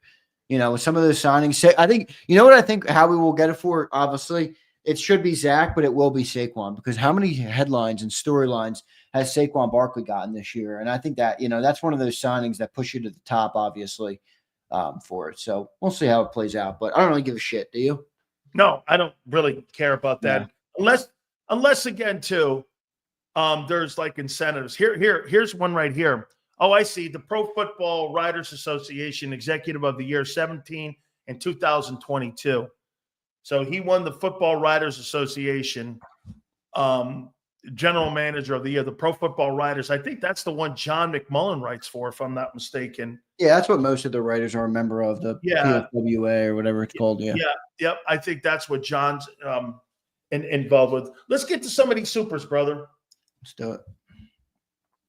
You like my little setup? I started working on this. Man. I'm digging it. Yeah, yes. I'm still figuring everything out. I don't know if the people in the chat give me any feedback on it. I literally started doing it and at 1 o'clock before your show. So I've only been doing it for a little bit, but I'm going to try and improve it and upgrade, put some more stuff on the wall. I had to throw the picture back there is Jalen versus Green Bay. So I saw that and I'm like, oh, we got the Green Bay playoff game. So let's put that up there. So that's what I did. I don't know how those thumbs up. Where do those thumbs up come from? I don't know, because they were doing it to what's his name. See, if you hold the thumbs up, and I think if you go like this, does it rain? There's a couple different ones. I don't know what the hell they're. I don't know where they come from. How come I can't do that? You can do it. I'm doing it. How come I can't do it? Only you can do it. It's on your because I'm a legend and you're not. Oh, Big Sills cakes. Oh no, it's not working anymore. Yeah, somebody turned Leon it Banks off. checks in. What's up, Leon? He says, Thank you, Leon. If Bucks win, which they will, we will play the Bucks and we'll have a rematch of Lions-Vikings. I'll be honest, Vikings ain't going to get blown out again. They could win that rematch. Hard to beat a team 3 times. I don't agree. I don't think the Vikings are anywhere near the Detroit Lions. I really don't. I'm sorry. I agree with you, Leon. I think the Lions are far and away the best team in the NFC right now. Eagles, I have number 2, but I'll be honest with yourself. The Detroit Lions, in a way, are everything that the Eagles want to be. They're aggressive. Yes. They punch you in the mouth. They don't back down from anybody. They don't care about who gets injured. They don't care about anything. All they care about is being the more physical football team, out coaching you, out scheming you, out being more aggressive than you. They are an in-your-face football team. How many times last night did you watch the Lions make Kevin O'Connell make a bad decision? Yeah, no, I made him do it over and over again. I saw that, but I watched the New York Giants get the shit pushed in by the New England Patriots, and then they turn around 4 weeks later and beat them in the Super Bowl because they had seen things that they were going to approach them with, and they learned from that ass beating, and they turned around with a 10-6 football team and won the Super Bowl against a 16-0 football team. I'm just saying, especially when you have common opponent. Xander, I wouldn't throw sand on Minnesota right now and saying that they can't do things in advance. They can. I mean, I think people are blown away last night because I'll tell you what, I was surprised that they got thrown away last night. I was pretty shocked, but then I wasn't, because that's Detroit's mentality. I mean, they coach and they play like they embody their head coach's personality. Absolutely. The Eagles do not embody the coach's personality. You know who they embody? The owner's personality. Cautious. Abe says, pass. That's all it was. Abe, I don't really care what it was. It works. And it works to the tune of 30. Why you run. What do you care? Abe, 34 points a game, man. They're the number 1 scoring offense in the NFL. 17 weeks we've had 17 times they've gone up against an opponent that has a crack at them to stop it. I mean, they're pretty good, man. They're pretty good. Like, I think they deserve some credit. I'm not saying we can't beat them in a game, but right now I have them as the best team in the NFC. Abe says, hope the Eagles coaches and players saw what I saw in Sewell. When it's a run play, his stance is having his legs closed, and when pass stance is one leg out. Interesting. That's good tidbit there, Abe. Good pickup. Abe, yeah, those are tendencies that guys have. Some guys lean forward. Some guys create more space in their gaps. That's a interesting way for a fan like yourself to look at the game, because if you're a defensive tackle or a coordinator, you're always looking for splits, tight splits, big splits. If you see a guy sitting back, is it going to be a counter tray? Is it going to be a trap? Is it going to be a wham play? Everything remember here, I try to show people this all the time, Xander.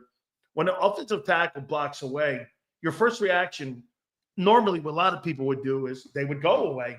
Mine is in all NFL guys and all experienced guys. When a guy steps that way, look back inside because you're going to get crushed. Because someone's coming this way. Always read your techniques. And I think that technique that they have in Detroit, they do a lot of zone blocking. They're really good with what they do. And there's no doubt the 2 best offensive lines, if they make it to the NFC title game, will be Detroit and Philly. All right. Brian Pumper checks in. He says, Sills, what you think it was, money or woman? These dudes were inseparable in 22. Kind of worrisome. AJ looks like he likes Tanner a lot. What do you make of that, of the relationship between AJ and Hurts? I mean, I don't really care as long as they can produce on the field, you know? T.O. and McNabb hated each other. You know, how many times has that happened? It doesn't.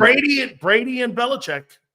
I think it might have a chance to have a bigger meaning in Philly because they had a friendship before. Like, it's one thing to not be friends with somebody that you're a new teammate with. It's another thing to, like, be best friends with somebody, name them the godfather of your kids, and then not, like, have a falling out. That's a little bit different, but I don't know. I don't put much stock into it. If they don't produce on the field, I'll care a lot more about that. Alex Petrosky says, how about the Storm and Mormon? That's a good one. The Mormon missile. How you doing? You see that guy flick that ball around? He just needs more. You know, people are going like this. Sills, do you think Jalen Hurts? And Pumper, my boy, I love you, man. But, dude, that guy's not ready yet. He's a green apple on a tree. He needs more reps. He needs more work. He needs more reps on being able to get out in the perimeter. You know, I mean, but what you see is there is a lot of promise there. I think he processes the game well. I think he reads his progressions well. I think he does a lot of things superior to what Hurts does in the pocket. He's got better pocket presence. Yeah, he knows, don't step up, kid. You stepped into 2 sacks. You got to have more patience in there a little bit. But again, Xander, he's got to learn front door, back door, and he's got to learn how to get out of that in situations where, again, his athleticism, he doesn't have a lot of it. So what does he have to do? He's got to have great feet, and he's got to have great pocket presence. I think him being 6'6" was also an evident factor in that game. I've been talking about that all year, and John and so many people tell me I'm stupid to think you're about not that. stupid. Jalen Hurts, you have to create. I met Jalen Hurts. The first thing I said to myself when I met Jalen Hurts in person was, wow, he's shorter than I thought. Like, I'm like 5'11"-ish, right in there. I'm just under 6 foot. I was right there with Jalen Hurts. I was right next to him. I mean, he was eye to eye with me, basically. I was like, whoa, he's short. He's short. He's not a tall dude.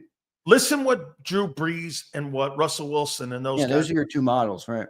Those are the 2 6-foot guys. Do you know what they had to do? And Roethlisberger kind of was a guy that gave him the insight in this. And Ben's 6'6". And you know what he said? He goes, for me to create good passing lanes, I've got to slide my feet. Right. Hurts doesn't do that. He always slides right and runs right. Well, Hurts instead of sliding his feet, he's not creating passing lanes. And I think that's why he holds on to the ball too long. Well, Hurts has never been footwork has never been his strong suit. You know, it's never been his thing. So that's a learning curve for sure. I think it's one of the reasons he gets out of the pocket so quick. You know, McKee has good feet. You can see him in the pocket. Yeah, he looked pretty good under pressure yesterday. Hey, the key with when I say good feet doesn't have anything to do with speed. It's got everything to do with bouncing around on your toes the way Manny did in the pocket and the same way Brady did. If you ever go back and watch any of the tapes of Peyton Manning, watch his feet always moving. His feet is always moving, and then he sets it. Okay? Hurts does none of that. He's a drifter. Yeah, no, he is. You're right. Did you get these? We're back to 3:30 now. No, I didn't get this. Sills, Hurts don't work on his craft no more. He only cares about eating crawfish. How you doing? I didn't get that one. No. Love eating crawfish. That is very much true. No, okay. A Pumper. I don't think any of that. I think Jalen, he's just like Xander said, he's a different dude, man. I mean, there's a part of me that doesn't like his personality. There's a part of me that likes his personality. There's a part of me that, I mean, you know, I don't know, man. I watch other quarterbacks like Kenny Pickett. I mean, look, what you make of the way Tanner McKee made Jahan Dotson look good? Yeah. Dotson had 12 catches the whole year. He had 7 yesterday. Yeah, well, like you point out at the beginning of the show, it is a different role. So it's hard to completely compare the two that easily. But I think what it showed you is that if you needed Dotson to be maybe it showed Jalen hopefully Jalen watched the game. He was like, hey, man, I should be able to trust this guy a little bit more. Maybe I can throw him the ball, because Jalen doesn't spread the ball around. It's one of his Achilles heels. Tanner McKee had like 6 or 7 or 8 different receivers involved in that game yesterday, and they're all scrubs. I mean, EJ Jenkins caught his first NFL catch. That was a touchdown. Aniyah Smith had a touchdown. Johnny Wilson had some catches. Jahan Dotson obviously was out there. I mean, he was spreading the ball around. But again, I don't want to get too wrapped up in it. I think at this point, Sills, I'm in playoff mode. Like, if this team gets bounced, I'm ready for every conversation we want to have about the Eagles. Until that point, I got faith in them. I think they're going to get far, but they better bring their damn A game, because there's no easy matchups in the playoffs now. Last one here for you. Do you feel better about going into this playoff than you did in 22? No, 22, I felt like we were going to the Super Bowl. I remember covering it. I remember covering it, and I wasn't on the air. Why do you feel different? I was just producing. This team feels special. I'll say that, but that team felt different, man. That team was rare form. And I think the excitement of Jalen's first year taking off, I think there was a newness about it that excited Philadelphia, coming off of Carson Wentz and being able to turn. Like, imagine if we didn't draft Jalen Hurts in the second round. What would we have done? I mean, Carson Wentz, I think, was turning into a pumpkin already, inevitably, with or without Jalen Hurts. And we had a backup plan, and it worked out, and I think the newness of it made it so exciting. And he passed the ball well that year, man. If you remember, we didn't go into the playoffs with the type of questions we're going into the playoffs with now this year. No, the only question we went into the playoffs with that year was his health. His health, and he didn't have much playoff experience. The only playoff experience he had, he got bounced by Tom Brady. So we went in with that. But the other positive about the 22 playoff Sills is you played the Giants in the remember, you had the bye.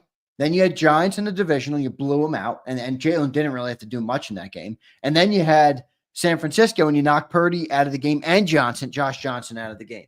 So you didn't really have a hard road to the Super Bowl, Now, granted, Jalen did play his best game in the Super Bowl, so he deserves some credit for that. But he's got a harder road this year. I mean, if you have Packers, let's just say Packers, Bucks, Lions, it's tough. And then Mahomes. And then you'd probably have Mahomes, or I think Josh Allen. I think people are a little bit asleep at the Bills on the Bills. I think Hurts can play 4 games in a row, because we bring it up all the time. I don't think he'll have to.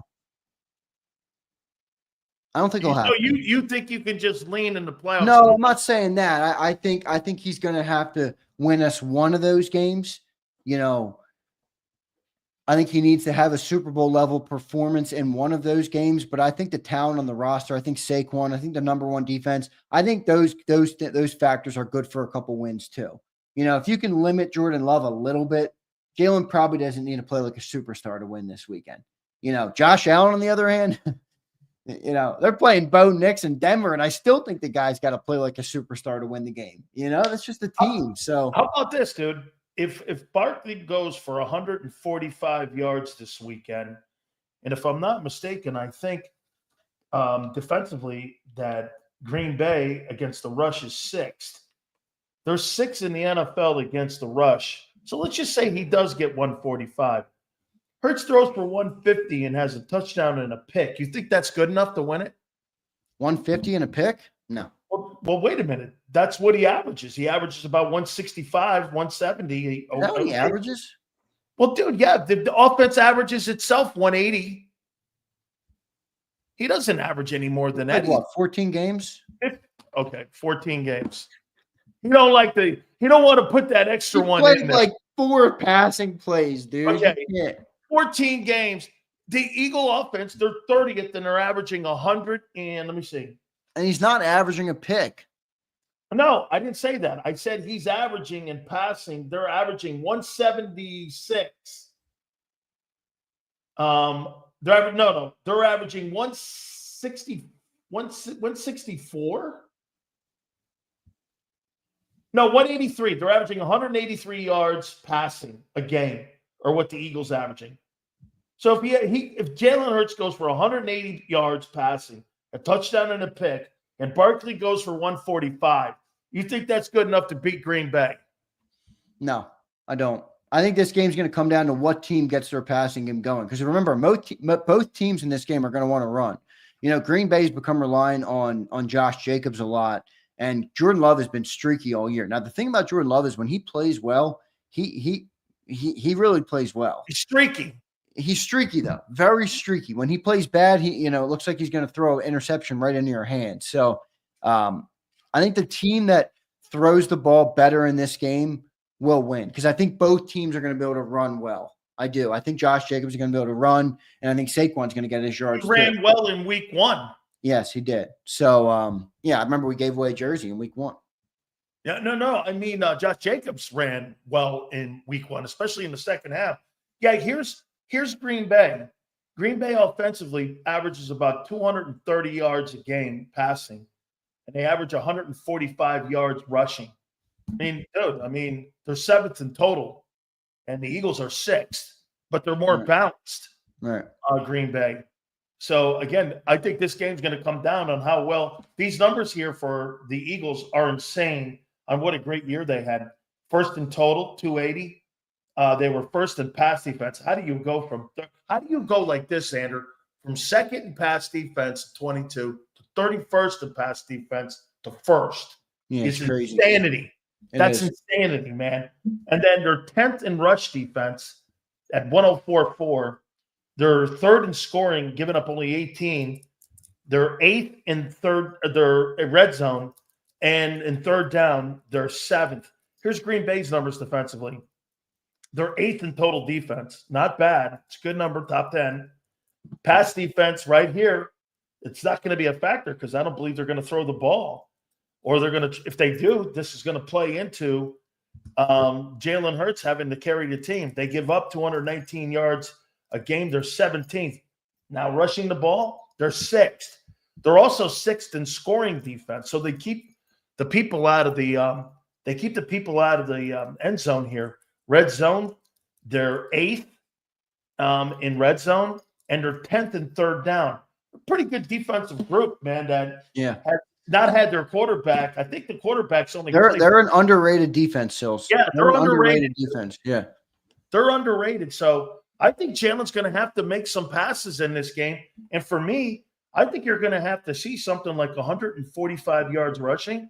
I think Jalen's going to have to put up 220 yards passing and maybe 2 TDs in this game for you guys to win this game. Or guess what? It's going to come down to final possession, and it's going to come down to what team has the ball in the fourth quarter. And my problem with Jake Elliott is, hey, dude, I don't know. I think right now on the concern meter, he's probably a 5 to me. Okay, he's probably a 5. He's higher for me. I'd say 8. Yeah, but in close, he's good. But the 50 plus, 40, 45 plus. He missed a 39-yarder yesterday. I get it. What are you talking about? Hey, man, maybe he is higher than that. Maybe he is a 7. 5, I think, is way low. I mean, dude, you need when you roll out a kicker in the playoffs, you need him to make those kicks, dude. I know football players like to joke kickers aren't football players. Yeah, well, when you need a damn kicker, you need that motherfucker to put it through the uprights. All right, and I don't know if Jake's can do it. So the thing with Jake is, I think you can almost read on his face when he doesn't look confident, and if he's confident. He makes everything. He's one of those dudes that's uber talented. So in like a lot of different sports, John says he's like a great at golfer. He's great at like all these little things. And most of those weirdo kickers are great at that. Yeah, very coordinated. Like hacking sack guys. Yeah, exactly. So look, I think we need him, and my concern meter is much higher than a 5. Absolutely, Elliot. Cold balls, too. I mean, Yale, cold balls. Barry Boyd brings up the right point. He missed some extra points this year, dude. Yeah, that's true, too, man. You're right. You're absolutely right. All right, Sanders. This is worst kicking percentage since 2020. Wow. Yeah, you think they make a move in the offseason on him? Maybe. I mean, maybe. How old is he?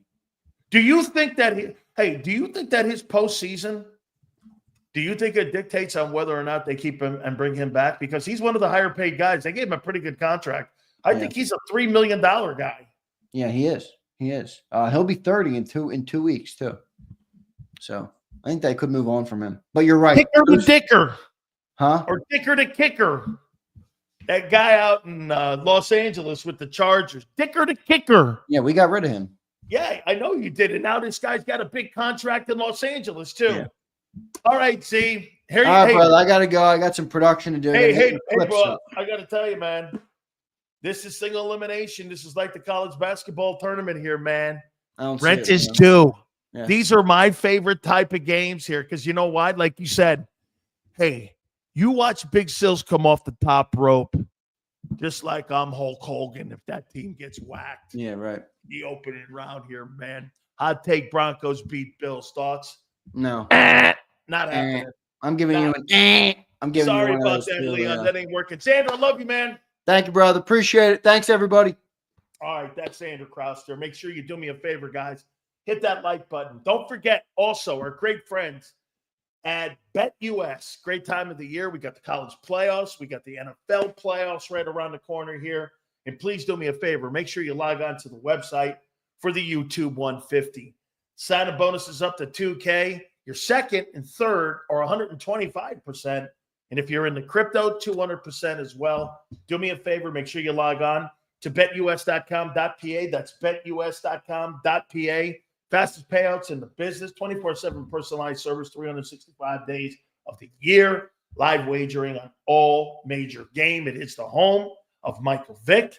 Make sure you check it out at betus.com.pa. That's betus.com.pa. And do me a favor, tell them Big Sil sent you. If you missed any of today's show on the JAKIB Media channel, listen to the podcast on your way home. Available on YouTube, Apple, and Spotify. Ignite your nights with free live entertainment daily, only at Live Casino and Hotel Philadelphia's Center Bar. 7 days a week, enjoy some of the region's top party bands, performers, and DJs as they take the stage in the heart of the casino action. Great cocktails, live music, and lively moments. It's all happening at Center Bar at Live Casino and Hotel Philadelphia. Visit livecasinophilly.com for more details and the complete list of upcoming events. Must be 21 or older. Gambling problem? Call 1-800-GAMBLER. The following is a real testimonial from the father of a young injured victim. I didn't think she was going to make it. Major Perry's daughter was the victim of a horrific accident caused by someone else's negligence. If you don't find the right counselor, law firm that you're looking for, you will get lost in the wilderness. Badly injured? Call the Fritz and Bianculli Law Firm at 215-458-2222 and find out why they say, "We got this." In our hometown, we all look out for each other. We step up to keep our communities going strong. And at Independence Blue Cross, we're here to keep you going strong as the #1 health insurer in the region. No IBX is always looking out for you.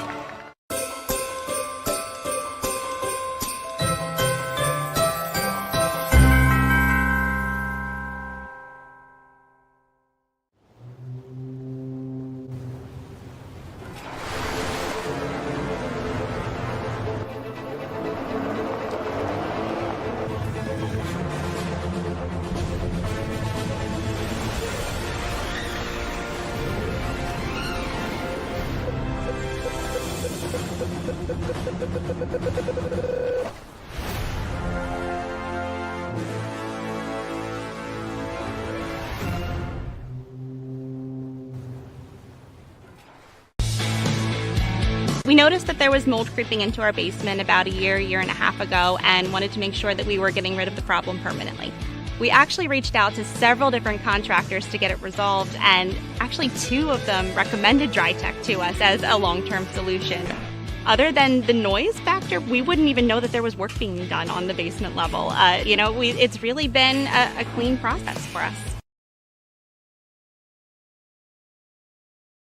Score and save this football season on your car insurance. Before the next game, save up to 40% on your auto insurance policy. That's right, 40% savings. Call an audible this season and contact the Del Val Insurance Group. They're an advocate for you, not an insurance company. That means they'll get you the right coverage and save you up to 40%. Call managing partners Fran or Jim of Del Val Insurance, 215-354-0122, or score and save at dvigi.com. dvigi.com. EAGLES. Eagles.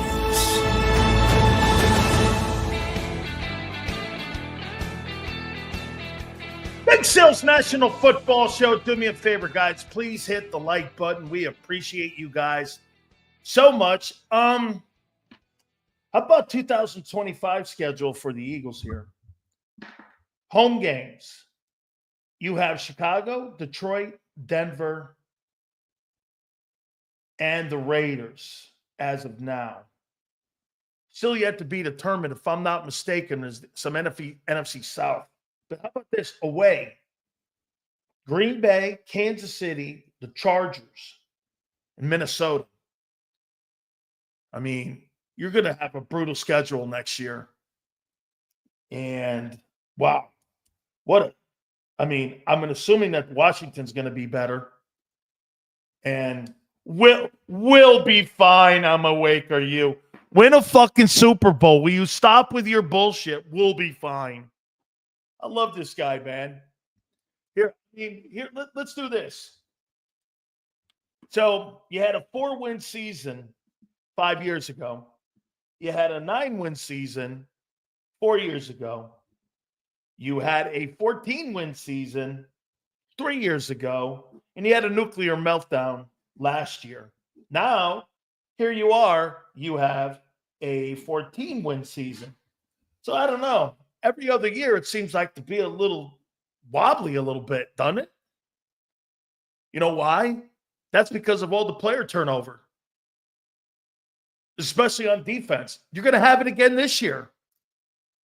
What, you don't think you're going to have player turnover? You're not bringing Josh Sweat back. Oh, yeah, and by the way, here are the season totals on what the Eagles did this year. You got the numbers right here. Here you go. So here are the Eagles' season-ending numbers. Jalen Hurts, 29.03. His second worst passing season since he's been a pro. It was 20th. He's 20th in touchdown passes at 18. AJ, 1,079, 17th. Devontae Smith, 833. He's 37th. Barkley, excellent year.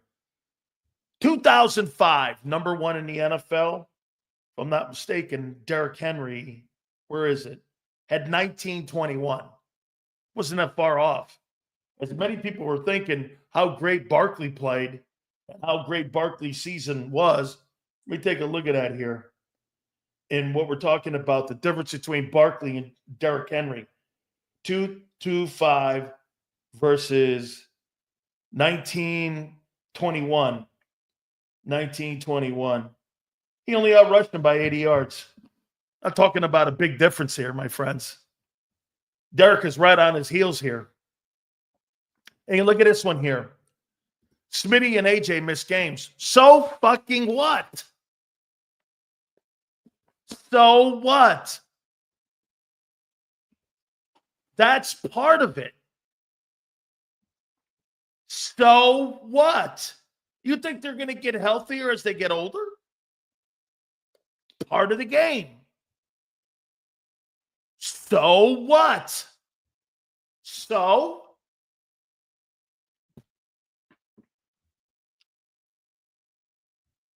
Hurts had 630 in carries with 14 touchdowns. The heck of a runner. Baker lost Evans and Godwin for some time, too. Throw the ball, man. That's right. Hey, get this. What a great point by Xander Krause. Kid's getting better and better every fucking time he talks. So let's take a look at this. That's a fabulous take.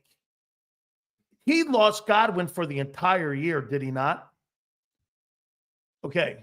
And he lost Evans. And yet Baker Mayfield threw for 4,500 yards and 41 touchdowns and had a higher completion percentage. And by the way, if I'm not mistaken, that Bucky Irving kid had a pretty good rushing year too, didn't he?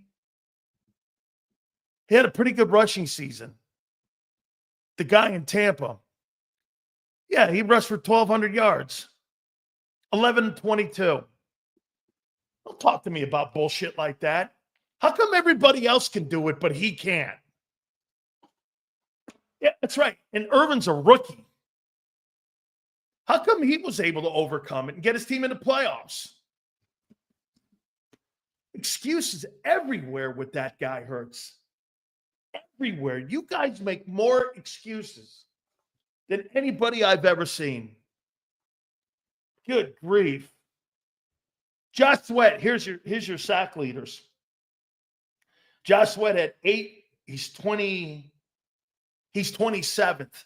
How about this one here? Nolan Smith ended up 45th in the top 50 pass rushers in the NFL.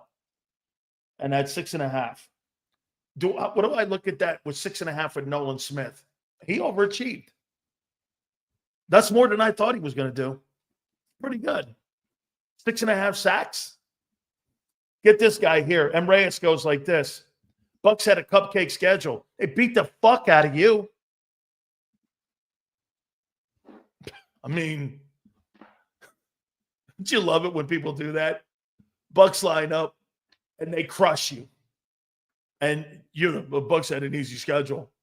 Well, they beat Detroit and they beat Philly. You hear what M. Reyes just said?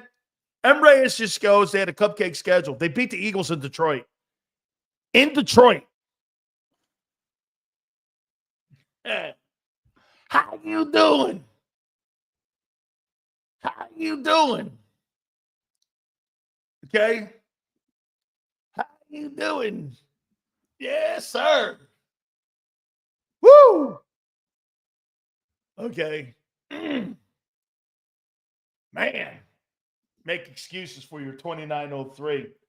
Guy's got a noodle arm. Hey, how about Gardner Johnson, though, man? Gardner Johnson, 6 interceptions. Yeah, get this. I'm not debating M. Reyes with the injuries that they had. They overcame them and they did what they needed. Can you imagine Jalen Hurts losing A.J. Brown all year? Or no, Devontae all year and A.J. for 10 games. How many games did Mike Evans play this year? Let's take a look at that. How many games Mike Evans played this season? How many games did Mike Evans play? I think he just got over 1,000 this year. Yep. He played in 14 games. He missed 3 games. And they missed Godwin for the year. Shit. Jalen misses 1 guy. And again, he had a bad year anyway. So Gardner Johnson, man, he ended up with 6 sacks or 6 INTs. Kind of duplicated what he did in 2022. That led the NFL. Jalen Tebow Hurts. Here's the leaders in the NFL for the year here. Burrow had 4,918 and 43 touchdowns. Lamar led the NFL in QBR, 77.5. Barkley, 2005. Henry, 1921. Henry led the NFL in rushing touchdowns. Like I told you guys, Jalen Hurts has a better chance of leading the NFL in rushing touchdowns than he does in passing touchdowns. He'll never do that in his life. He had 18 passing touchdowns, and he had 14, which was 2 off the NFL rushing title for touchdowns lead. He would have won that. It was 2 away. This guy's like 22 away in passing touchdowns. A.J. Brown, 1,079. Devontae Smith. By the way, here, look at this one. Here's a better one. We lost to Tampa at 94 degrees and 100 humidity in September. Oh, okay. So do you apply that when cold teams come up to you or hot teams come up to you and play you in December and give them an excuse why they didn't play well? Is that what you do too? How stupid. Jalen Tebow Hurts, if we lose playoffs, Jalen Dilfer Hurts, as we bring the Super Bowl home. Nothing more, nothing less, Clairvoy. How you doing? That's a good one. I like it. Sills, who do you like the most likely to go on upset in the opening round of the playoffs?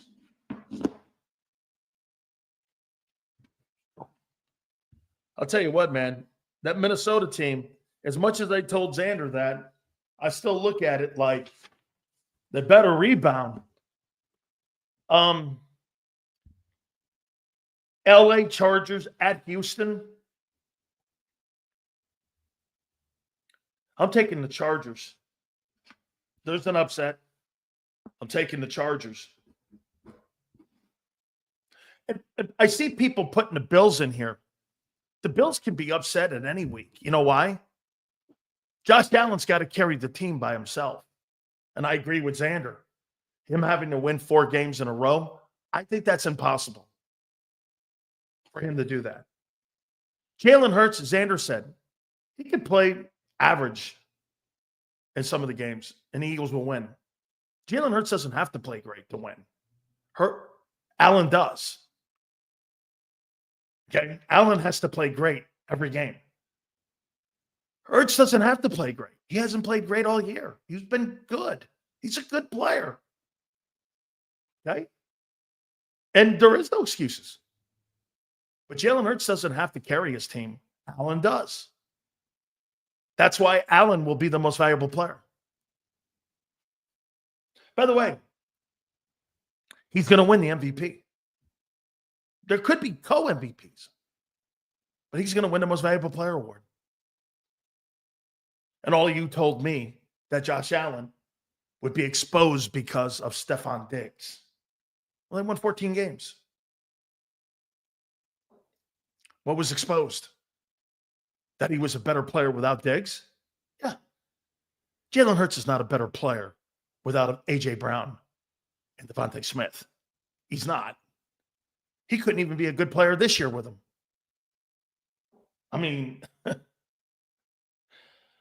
hey, if Josh Allen had both those guys for half the year, he would have thrown for $5,000. Pittsburgh at Baltimore. Baltimore's going to run them over. So I got the Chargers winning in the opening round. I got Baltimore winning. I got Buffalo winning.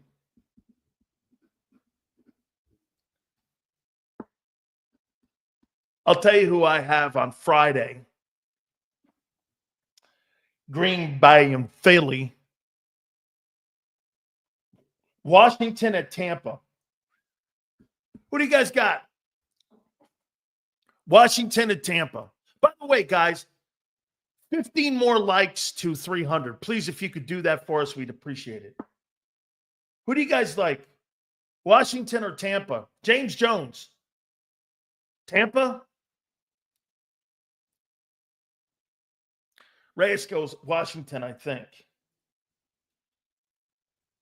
Tampa will win.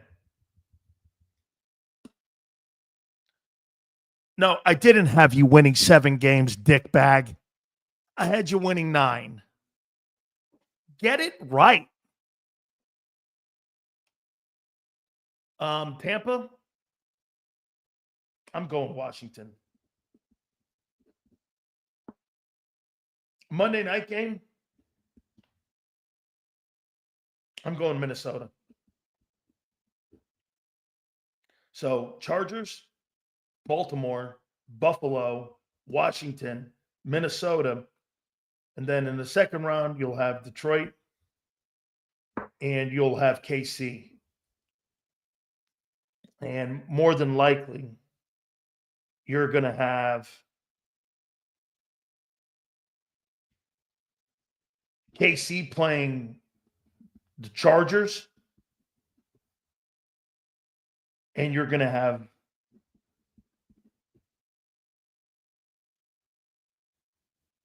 Baltimore versus Buffalo. Buffalo. Wow. Yeah, these playoffs are going to be awful good, man. These playoffs are going to be awful good here. Absolutely. Holy cow. Yeah, I got the Chargers upsetting in the opening round. I do.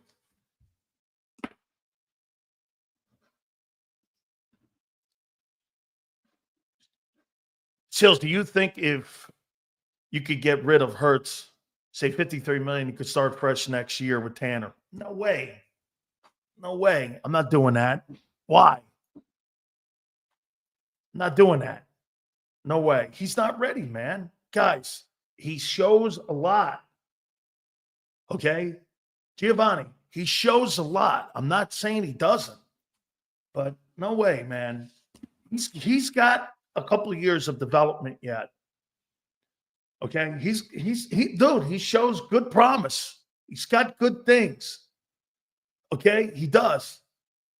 All right? Remember something, too. You can't get rid of Hurts. All right? You can't get rid of Jalen Hurts. He's got a no trade in there. So you got to be cognizant of that whole thing. Okay? So you got to hang in there with Jalen here. And Kenny Pickett, if anything, I'm moving off of Kenny Pickett. Okay? I'm moving off of Pickett. That's what I would be doing, is moving off of him. Guys, you were fantastic. I appreciate you guys so much. Just a great weekend. By the way, thank you guys so much for all the views on the videos last week, and also, too, for the pre- and post-game show. I can't thank you guys enough. Please, do me a favor. Hit that like button. Awesome stuff. Big Joe, Big Z, we appreciate you guys. 2 to 6 tomorrow, and we'll see you on the flip side.